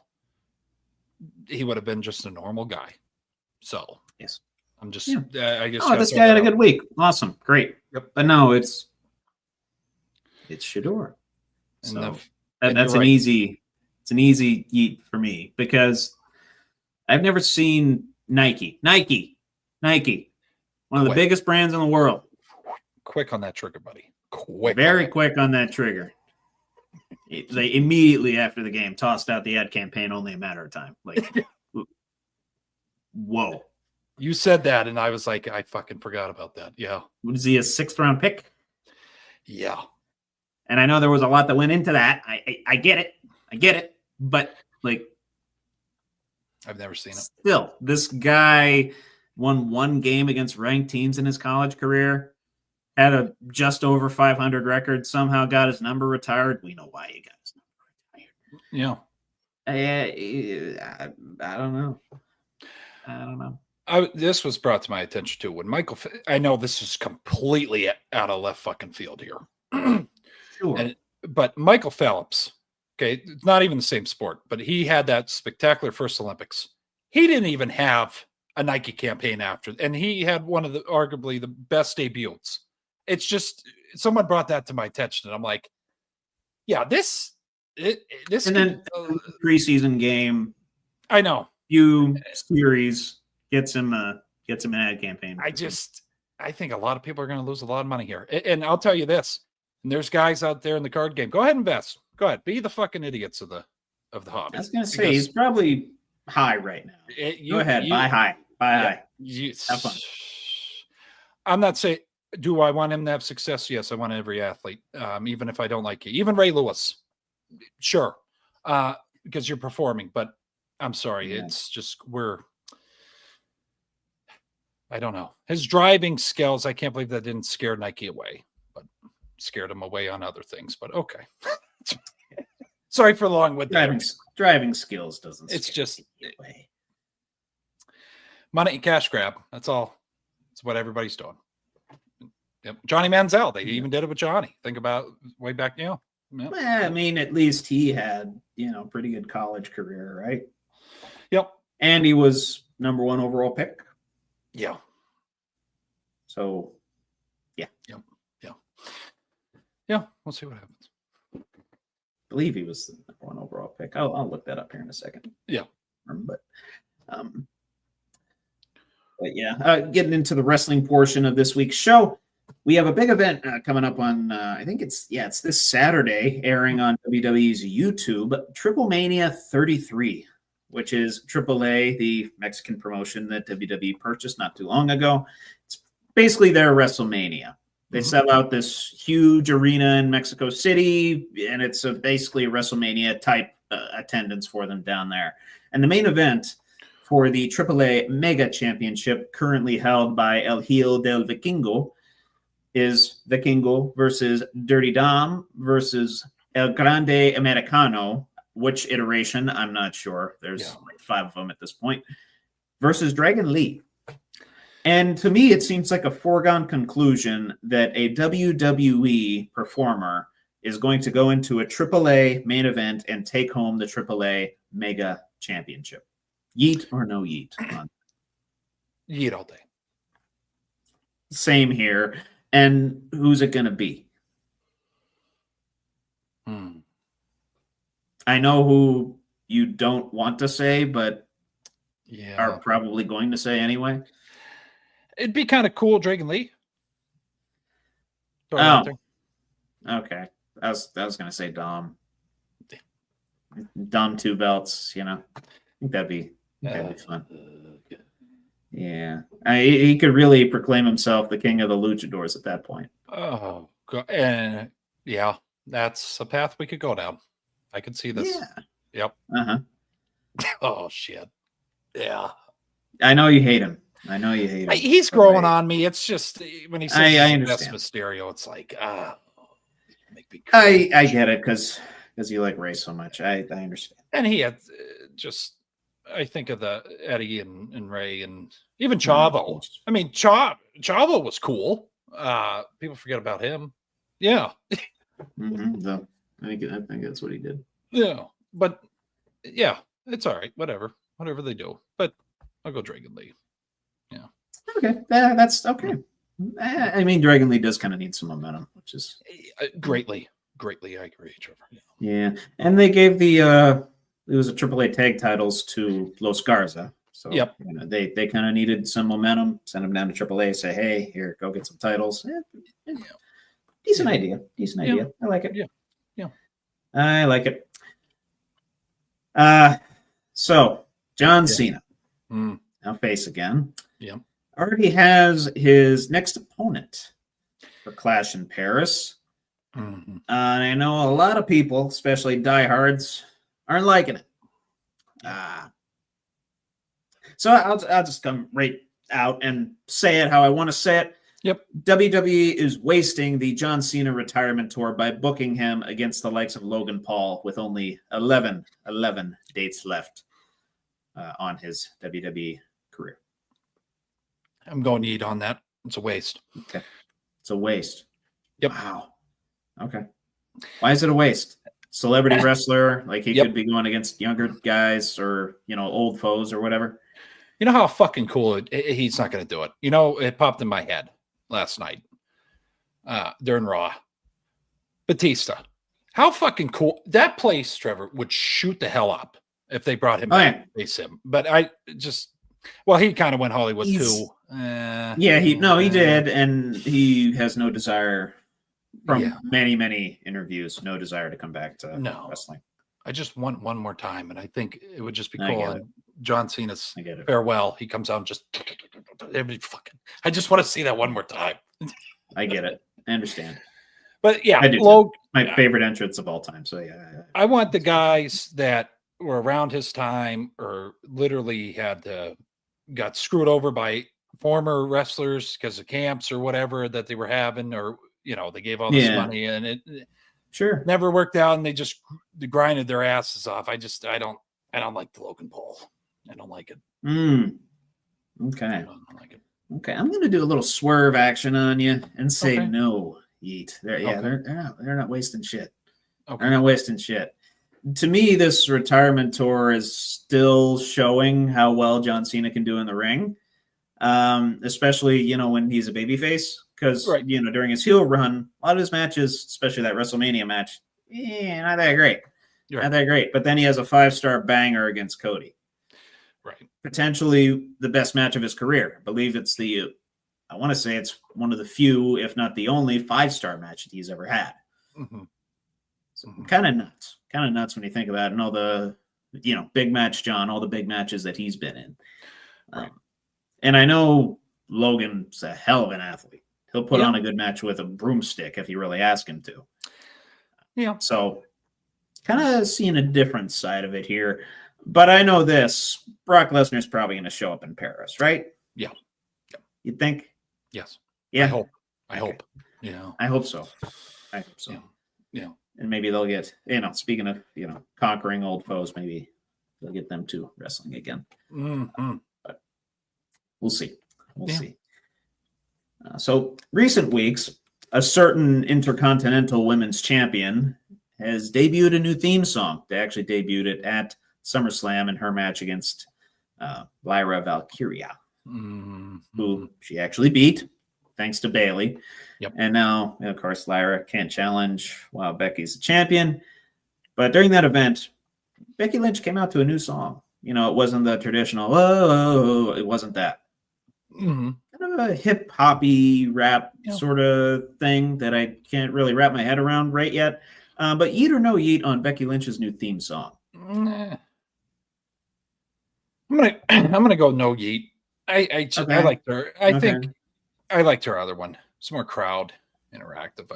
I don't know. Well, she's a heel now, though. It's kind of like AJ Styles. His kind of still fucks me up a little bit. You think so? Yeah. Do you agree with? No, you like AJ's? It's kind of. No, I like AJ's. Actually. Okay. I do like AJ's. When they tried to change AJ's, with the "you don't want none," and then they changed it, that wasn't good. No, that wasn't good. They def rebelled it. Go back to when he debuted. That makes sense. Yeah. I'm not yet. I'm going to say no yeet for now. No yeet for now. Okay. Still, obviously, I'm still just conditioned to hear the old one and the whoa. Whether she was face or a heel back then, she had that theme song. Yeah. So why they change it now, I'm not sure. I know the feedback on social media hasn't been the most positive. No. But whether they, I don't know whether they're gonna pull like an AJ Styles, change it back, or leave it with her heel persona. I know in the wrestling business you have to evolve to stay relevant, right? Right. But sometimes, and in the case of this theme song, might be for a wrong reason, but obviously Becky's still fantastic in the ring and a legend. So, like, yeah, I agree. Yeah, interesting. Mm-hmm. Cool. All right, we will continue this wrestling journey briefly, and then we'll move on to a couple of other topics in the on a scale of 1 to 10, are they fucked segment. Hell yeah. Hell yeah. Yeah, hell yeah.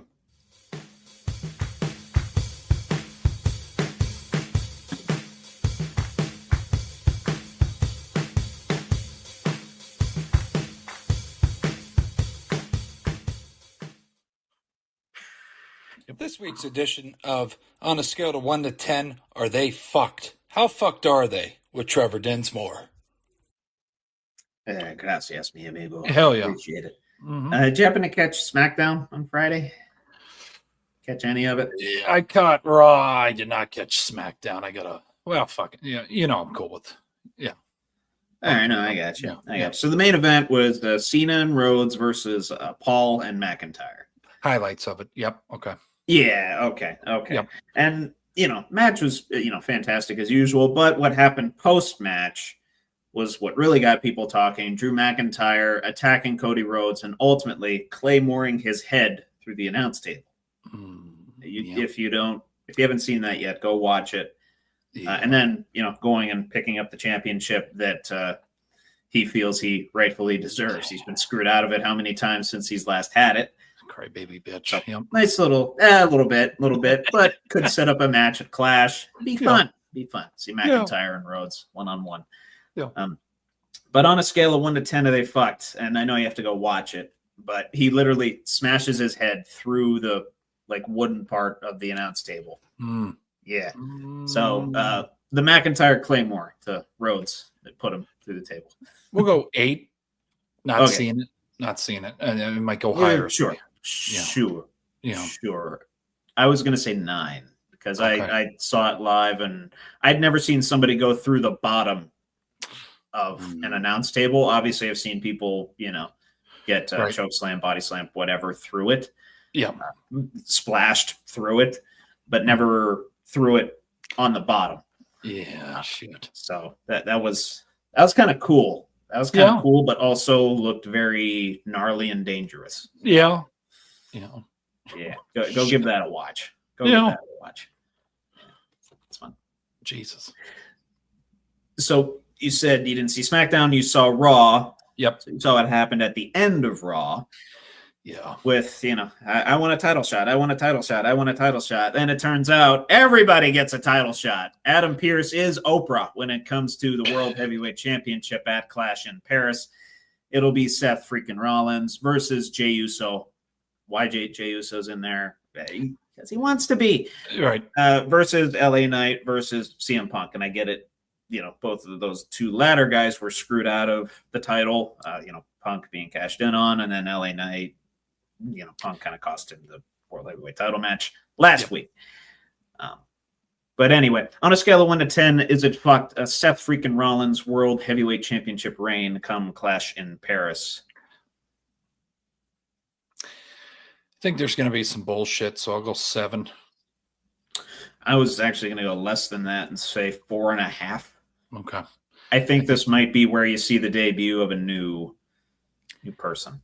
Oh, maybe not debut, or maybe a return.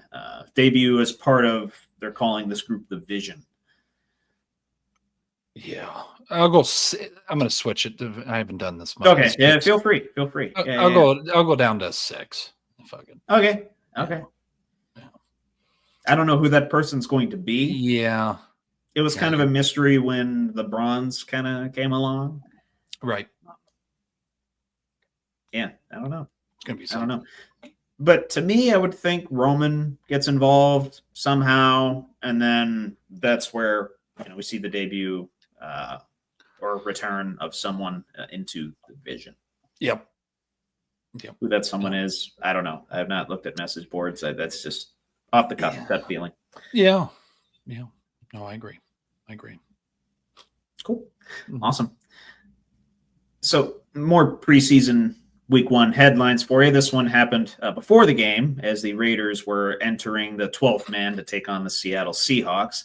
There was a certain Seahawks fan that was holding up a sign. You remember what this sign said, Billy? Geno's more of a bust than Marcus Russell, I think, or something along that. Yeah, something along those lines is right. And I quote, bigger bust, Geno or Jamarcus Russell. Oh, that's what it was. Yeah. Okay. Yeah. And the guy was standing like right in the front row, right where Geno and all the Raiders could see it. And lo and behold, what happens? Double birds. Yeah, double birds from Max Crosby and Geno Smith to this particular fan. I don't know if they were punished for it or not. I didn't read that far into it. I was just too busy enjoying the fact that it happened, enjoying the picture, enjoying the video, the memes. Again, internet got a hold of it, ran wild. But on a scale of 1 to 10, are they fucked? Geno Smith and Max Crosby for flipping the double birds at the dude with the sign. This might be the lowest answer you've ever given. 2. Okay. It is the lowest answer you've ever given. Just if we go into the negatives, I would. But I'll stick it at a 2. I'll stick with you. Go ahead. Only reason is I try to live by I fucking let it off the chain on PlayStation Party and sometimes on that here. That you do. Little eyes are watching. So there might have been a kid there that saw that. That's the only reason I wanted 2. But hey, I like the take no shit mentality, and I like that Max was there for his quarterback. That's kind of how I would take it. And you saw Pete Carroll's press conference. Did you see what he said? And that's what. He said. He said something along the lines of, "Did you see the sign?" Yeah. The reporter answered, "Yeah." And he's next question. Yeah, like it was. Yeah. Just brush that off. I'm like, yep. All right, let's go. Maybe Raj gets upset, but I don't see Mark Davis. Yeah, maybe. No. I don't know. To my knowledge, no punishment was doled out yet. There probably was. Might be like a fine or something. Yeah. I don't know. I didn't pay attention to that part. It fits right in with the Raiders. It does. Raiders. Yep. Raiders. Yep. Fits right in with their mentality, man. Take no shit. Yep. And when prompted, flip the birds, I just saw it and I was just like, whoa. Didn't think I like the reaction. Literally, like in unison, Crosby and Geno. Boom. Birds. It's awesome. Fuck you. Yeah. Yeah. Whatever. That was amazing. Yeah. That was amazing, man. I loved it. It so much. Yeah. Probably, honestly, that might be the most the Raiders thing that I've loved the most in the last 5 years. I'll say I didn't know Geno. I knew Crosby's an edgy guy. I didn't know Geno had that. Oh, right. Yeah. Raiders. It's the Raiders rubbing off on him, dude. Yep. Yeah. I love it. Pete Carroll's a take no shit guy. So Yep. He's fucking out there. It fits, dude. Yeah. No. I messaged that to a group chat, and a Raiders fan is in that group chat. He marked out for it. He freaking loved it. Oh yeah. Hell yeah. Fuck yeah, buddy. I imagine a certain former guest of ours loved it too. Yeah. To text him about it. See what he thinks. Yeah. No, definitely. I just don't know. After I saw it, I was just like, how would Mr. Rooney take that? I don't know if Tomlin. Yeah. Like maybe Rodgers, someone has a chew bark sign or something. Like, how would that chew on bark? And he's just like, deuces. That's amazing. Yeah. But no, good shit, Trevor. Good shit. No. If you haven't seen that clip, go watch it. It's entertaining. Yeah. Yeah. Mm-hmm. Yeah. Mm-hmm. It's like right out of the tunnel. Just boom. Boom. Boom. Yep. It's great. It's awesome. Which, by the way, that fan is out of his mind. Like, Gino gave you his best years, dude. Yeah. Marcus didn't have one good year. Yeah. Right. Not that hard. Not Right. that hard. Yeah. I don't know what made you think of that, but yeah. Disrespecting your former QB1 there. I don't understand it. Right. And anyway, something that we didn't actually talk about yet. I thought we were going to bring this up during the Steelers Jags recap. Yep. Something that is, I guess, in its infancy, but not really, is the Cam Hayward situation. Yep. Yeah. If y'all saw his interview, said something along the lines of it's going to be hard for him to justify playing at the number that he's at right now. Yep. Technically, he is a hold in at this point. Yep. And granted, he did give the caveat that before last year's negotiations were finalized and he signed, I believe there's 2 years, what is it, 29 million left on it, so 14.5 annual value, that he would come back if he had, like an all-pro season or something like that, to the negotiating table with his agent. Now, why there weren't like more incentives built into the contract, I'm not entirely sure, but I will give him his credence in that he did have an all-pro season, made a Pro Bowl, had a career-high pass deflections, and had 8 sacks and 71 tackles. So he workhorse last year. Did absolutely fantastic for us. But I guess just to actually ask the question, on a scale of 1 to 10, is it fucked? The Cam Hayward hold in.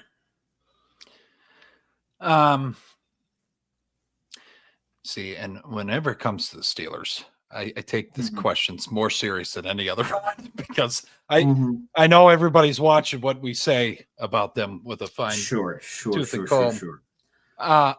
My thing, I'm going to say 7. Okay. I see you brought me down with that text message last night. Yeah. Helped me work through it. I was pissed off when I initially saw it. Oh, don't get me wrong. I was a little heated, Trevor.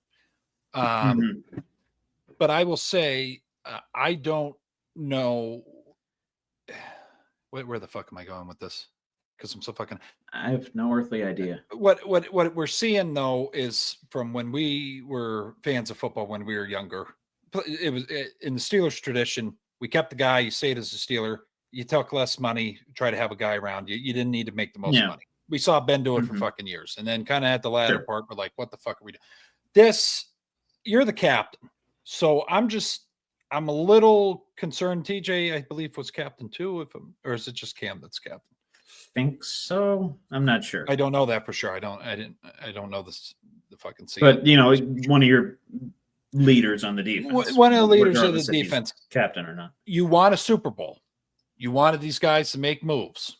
We're getting you that. The con artist went to work. Mike's work, at work. He comes about for you all the time. I just feel like you're pissing and spinning in the face of the Rooneys a little bit. That's all. I'll leave it at that. Okay. No, I got you. And TJ I was thinking Steele, of 5. Oh, okay. Go ahead.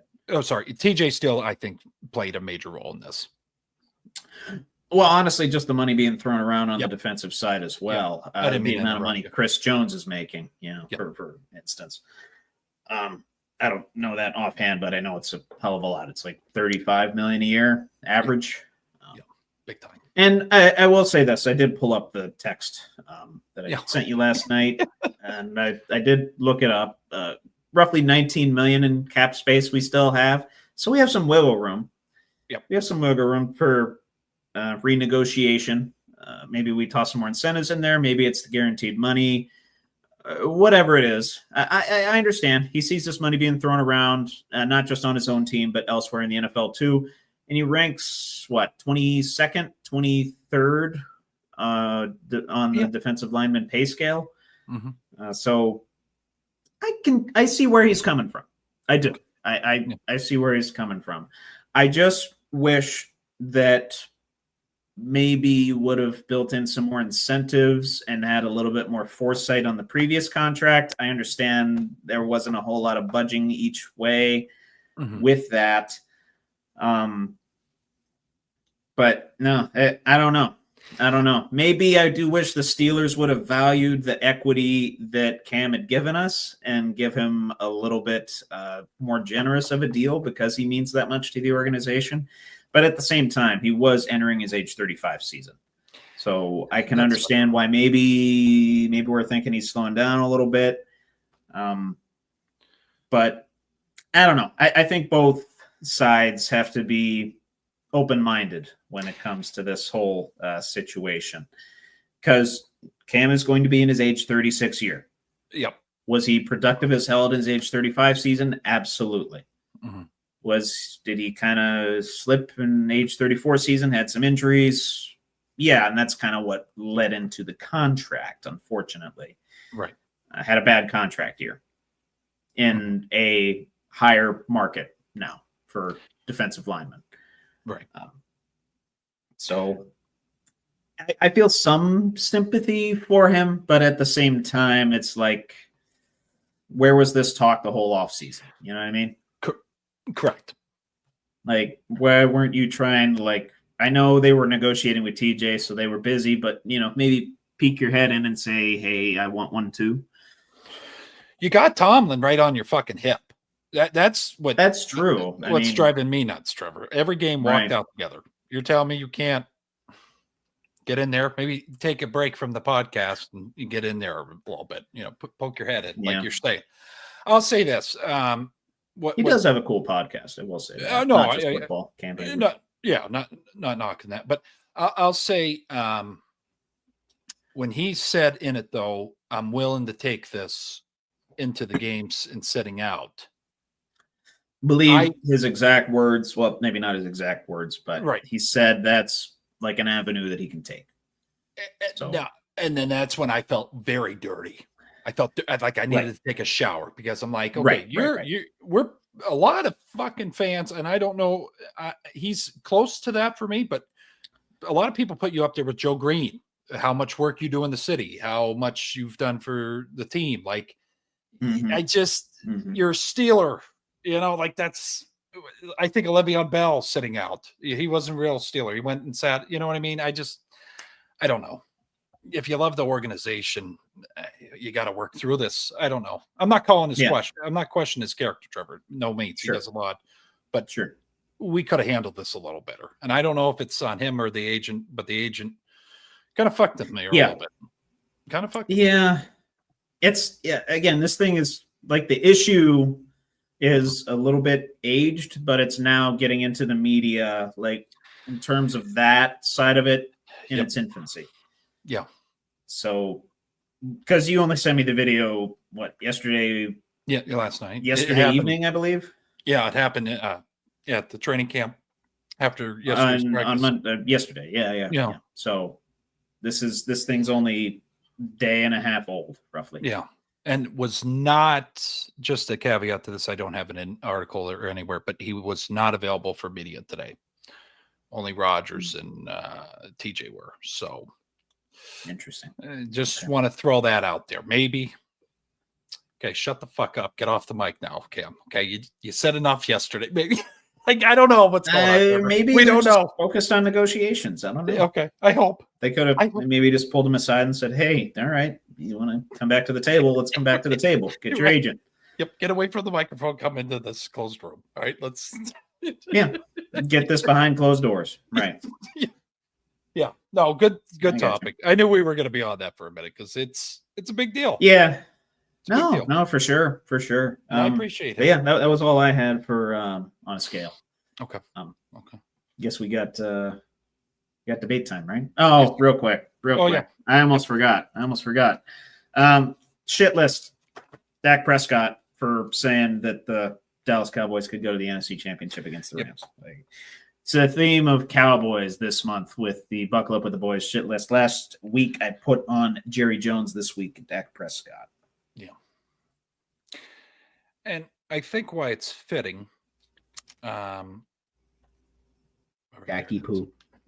I think why it's fitting, and also I want to give a shout out. I do not remember your username, but you have been really watching and liking all of our content on the shorts department. But I don't know his username, but he's a Cowboys fan. He liked our insight on what we were talking about with the Cowboys. And he said, ever since the Dak deal, Jerry's lost his fucking mind. So we appreciate you. Yeah. We're in lockstep there, man. We agree. so it's nice to see an inner person there. I agree with it's two Steeler fans stakes on your team. But anyways, we'll go over to debate time. For sure.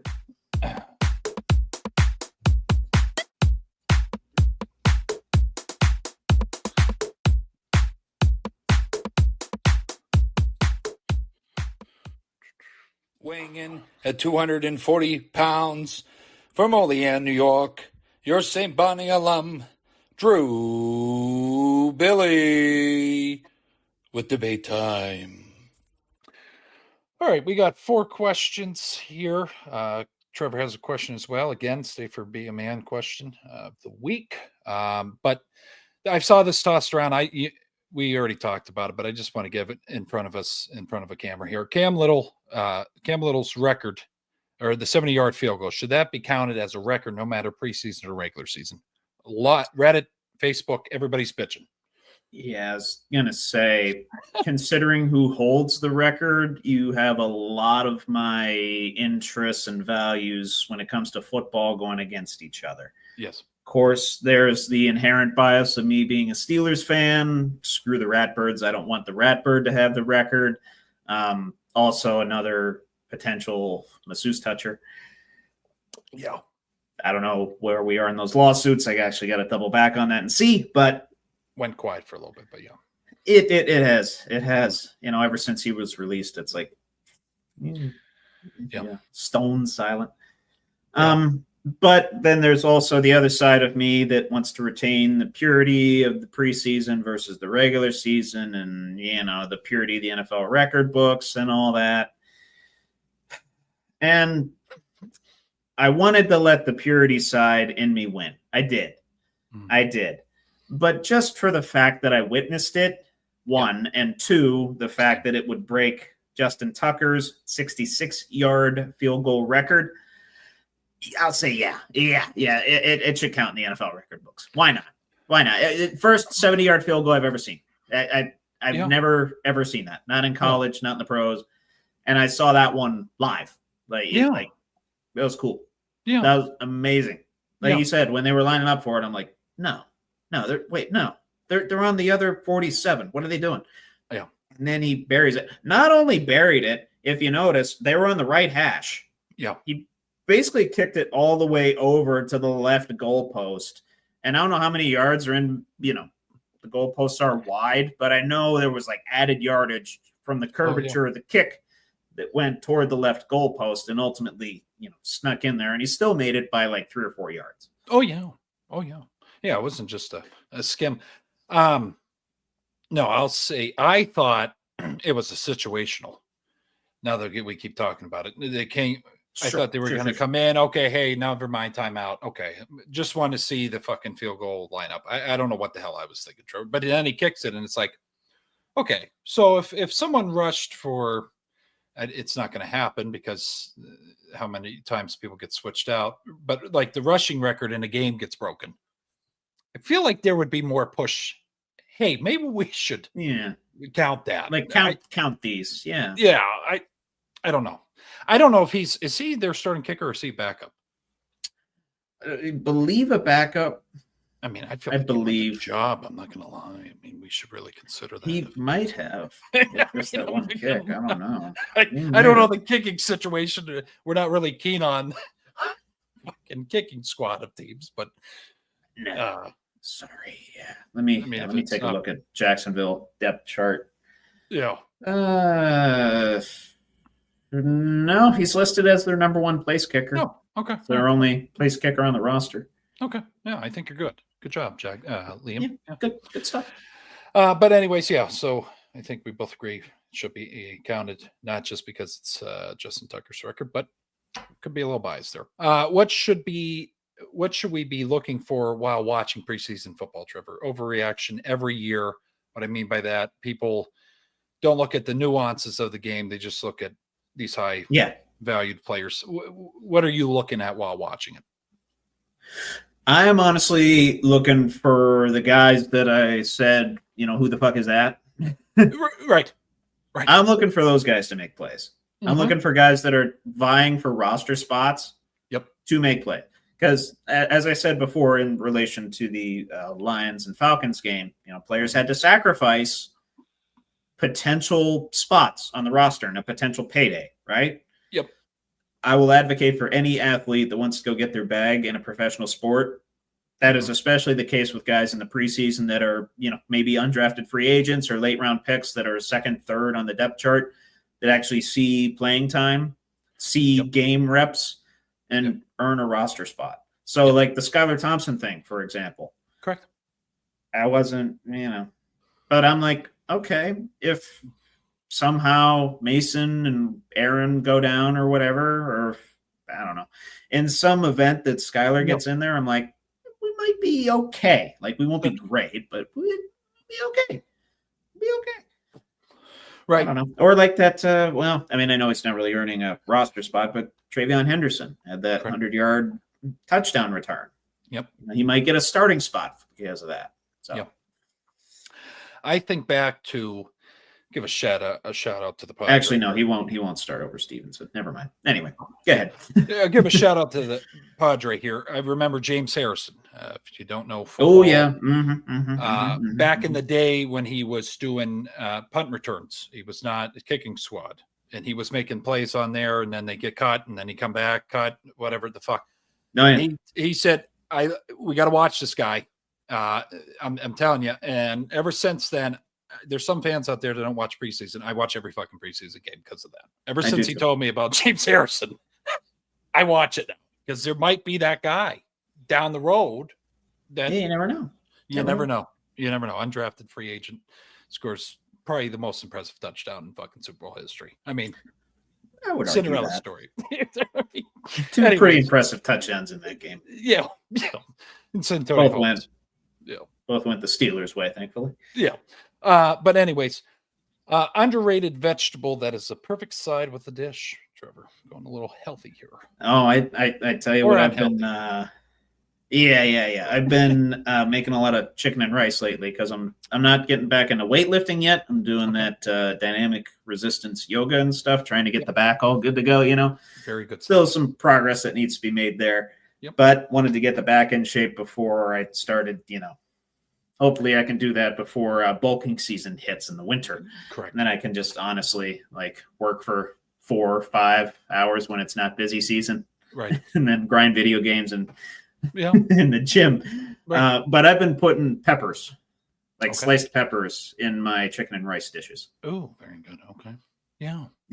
Yeah. Orange and red to be specific. I'm not a huge yellow fan. I like a little bit of spice, hence the red. Yeah. Then the orange just tastes good. I don't know why orange peppers aren't more prominent than green peppers. Honestly, they taste better, in my opinion. Controversial, I know, but yeah. I'll say peppers. I'm going to give a shout out back home here to a wonderful establishment, Sam Mick's Garage. I don't know what the hell's in them, and Ben, I don't think will give me the recipe, but his string beans, I could eat those every fucking day. I don't know if have you had those? At weddings and stuff where he caters. I don't know what's going on in that dish, but I fucking love it. Very addictive. Yeah. So, wait, is that the guy? That's the guy that caters, right? Yeah. Oh, yeah. He does. He has the catering company. Okay. Oh, yeah. Yeah. No, just Ben. Yeah, his freaking beans are very good, string beans. But also mashed potatoes, what have you, loaded baked potato, whatever you want to. Makes great Italian stuff. Oh, yeah. Great Italian. It's very. I will say it's easy to screw up Italian stuff in bulk. Oh, yes. It's very easy. Oh, yeah. He didn't do it. Consistent. Yeah. No. Very good. Getting in the football mood here. What is your favorite kind of dip for a gathering or while watching sporting events, Trevor? It's not my favorite dip, but I want to give one of them a shout out, and that's strawberry cream cheese. Oh, very good. For a fruit tray, Yep. You know, you honestly dip strawberries and grapes and stuff like that in it. It's very good. It's very good. I mean, yeah, I'm just a good old fashioned like French onion dip. Yep. It's basic. That's all I need. Works with pretzels, works with chips. Honestly, works with like vegetables and stuff too. Very versatile, very consistent. Yeah. It's, you know, yes, it's the crowd pleaser. But it's just, I don't know. It's easy. I'm not a huge dip guy, but when I do, French onion. Yeah, I'll go taco dip with ground beef. Oh, yeah. Or not, don't matter to me. But and then buffalo chicken dip. The wife fucking hates it, hates the smell, but I love it. So yeah, I make it too spicy too. Buff chick is a close second. Just for the simple fact that some people can screw up making it. Oh, you can. Yes, you can. Mm-hmm. Yes. And some people, I like the all natural chicken you put in it. You grill the chicken and then you put it in there. Some people put that canned stuff in it. I'm like, it's not the same.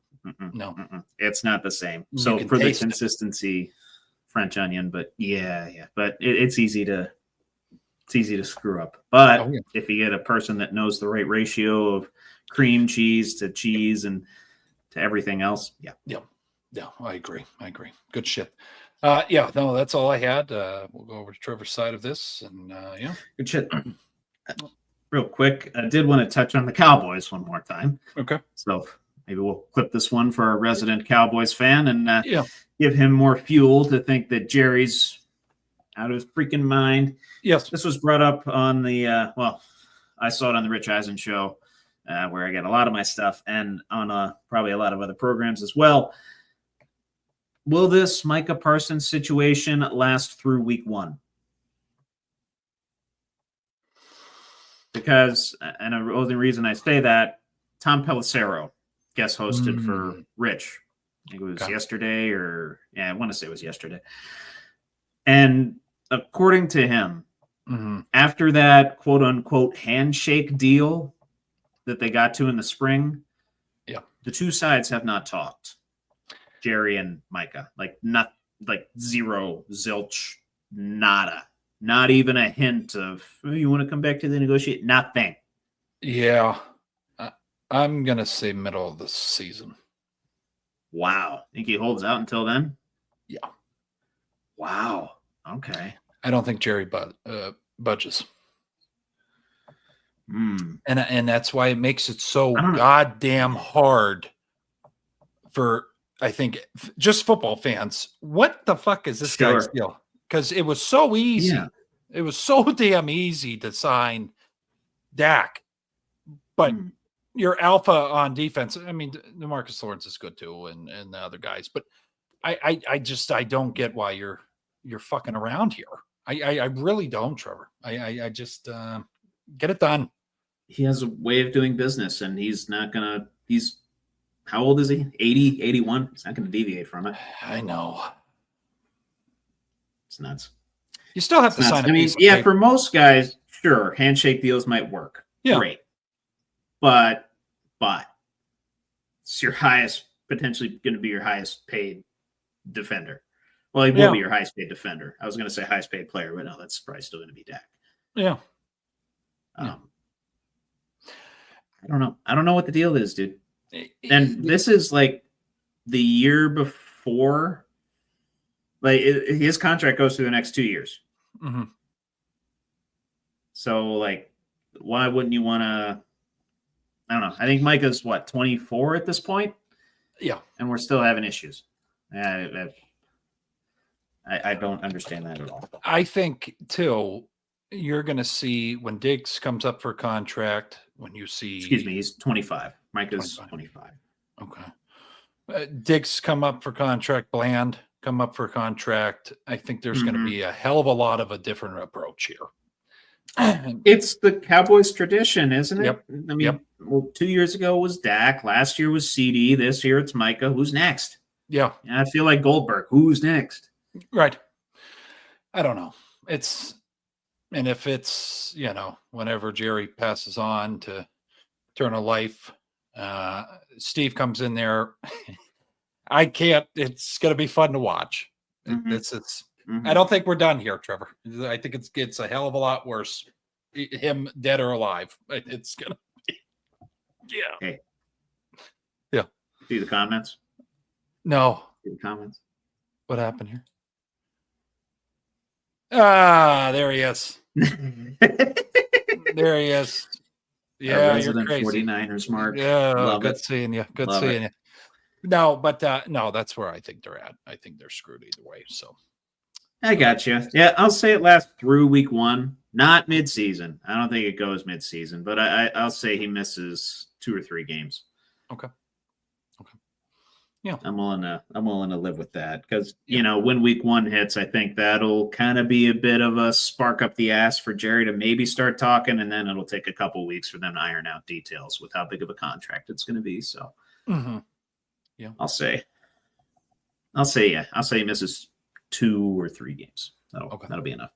Okay. Buckle up with the boys. Be a man. Question of the week. We got hopefully not too deep a one here, and I know not too depressing or sad or anything like that. Quite the opposite. What activity creates the most happiness for you personally?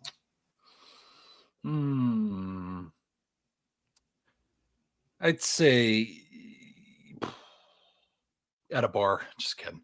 I'd say spending time with family. Spend time with family and real quick. That's better than what you told me pre-show. What you were going to say. So.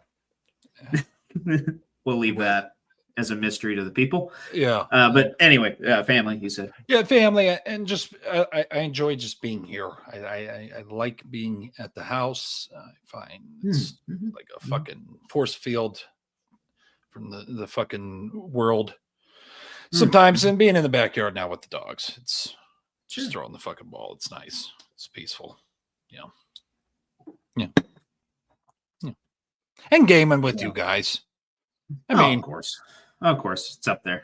It's an escape. There's any good escape that's healthy. I'm all for. No, absolutely. I was kind of thinking through this question. I circled back to family as well, and I was introduced to football when I was 5 years old by my father, and lo and behold, 22 years later plus, I haven't stopped. And every time we get together, we'll throw these down, obviously. Right. We'll watch the Steelers. And it used to be when I lived at home, we would alternate weeks where we would be the emotional one and be the rational one. It depended on who blew up first, right? If a pass interference, bad call happens in the first quarter, or somebody fumbles early on, somebody throws an interception. Whoever yelled first, right? And this was never spoken, but whoever yelled first was the angry one for the week. They were the ones throwing shit. They were the ones yelling. They were the ones that my mom would yell at to calm the F down. Right. Love you, Mom. Yeah. Thanks for putting up with us for probably for the rest of your life. Sorry, Mom. Yeah. But watching football with my dad. That's an easy one. And when Notre Dame made the national championship last year, I'm like, there's no other guy I'm watching this game with. That's just out of the realm of possibility. And that was, somewhat of a tough game to watch, but don't regret a second of it. Don't regret a second of taking the 2.5-hour drive home on a Saturday, only to wake up early Sunday morning and then see you bye. Right. That's up there for me. Yeah. No. I think, like Trevor alluded to, I think even viewers that watch us here, I think we all find solace. We might bash your team one week and cheer for you the next, but I think that's the beauty in sports is it doesn't even matter if you watch freaking water polo, if you find enjoyment in it, okay, cool. You know what I mean? You find your little niche in the world and enjoy it with others. You know what I mean? That's what lasts, man. That's what lasts. I feel like sports, within it, under the umbrella of sports, it's divisive in who you like, who you hate, blah, blah, blah, blah, blah. but I think we can all agree the world is better because of sport. Yeah. Obviously, a lot of fantastic people produced from it. And yeah. Speaking from the pro wrestling community, football community, and all the other communities that I'm in, if you come and attack our sport, we will not hesitate to band together and say, Correct. Get the hell out of here. No. Right. No. Right. We'll hold ourselves accountable, sure. But we won't let outsiders attack the very thing that we love and the thing that we bond over. Right. So. Yeah. No, good shit, Trevor. Anything else for the viewers, the folks out there? I think I'm all good, brother. Go watch Triple Mania on Saturday, streaming on WWE's YouTube. I don't recall exactly what time that is, but go Google it and go watch it. It's easy. It's on YouTube. Yeah. You don't even need a subscription or anything. So hell yeah. No. We appreciate everybody as always for tuning in to watch us here. Again, look out for our shorts. Been doing pretty well, finding a lot of traction with that. We enjoy the comments, so don't hesitate. We will answer you. It just took me a couple days to answer the Cowboys fan, but like, subscribe, comment, share. If you have people that enjoy sports that want to join me and Trevor or watch us later, come in and join us. Your weird uncle, aunt, uncle. I already said uncle, friend, cousin, whoever the hell enjoys sports, send them our way. Neighbor, grandma, niece, nephew. Maybe that weird guy that lives at the third cousin of your hill has a Steeler flag. Yeah. Outside. Maybe send him our way. We'd love to hear from him. But homeless guy that sits outside of the sheets, rocking the Chiefs 2025 Super Bowl victory shirt because they just hand them out. Anyways, have a good day. Have a good night. Stay safe out there. God bless. This was another episode of Buckle Up with the Boys with your host DB and host Trevor Dinsmore, and we'll see you next Tuesday, 8:00. God bless. All gas, no breaks. Take care, y'all.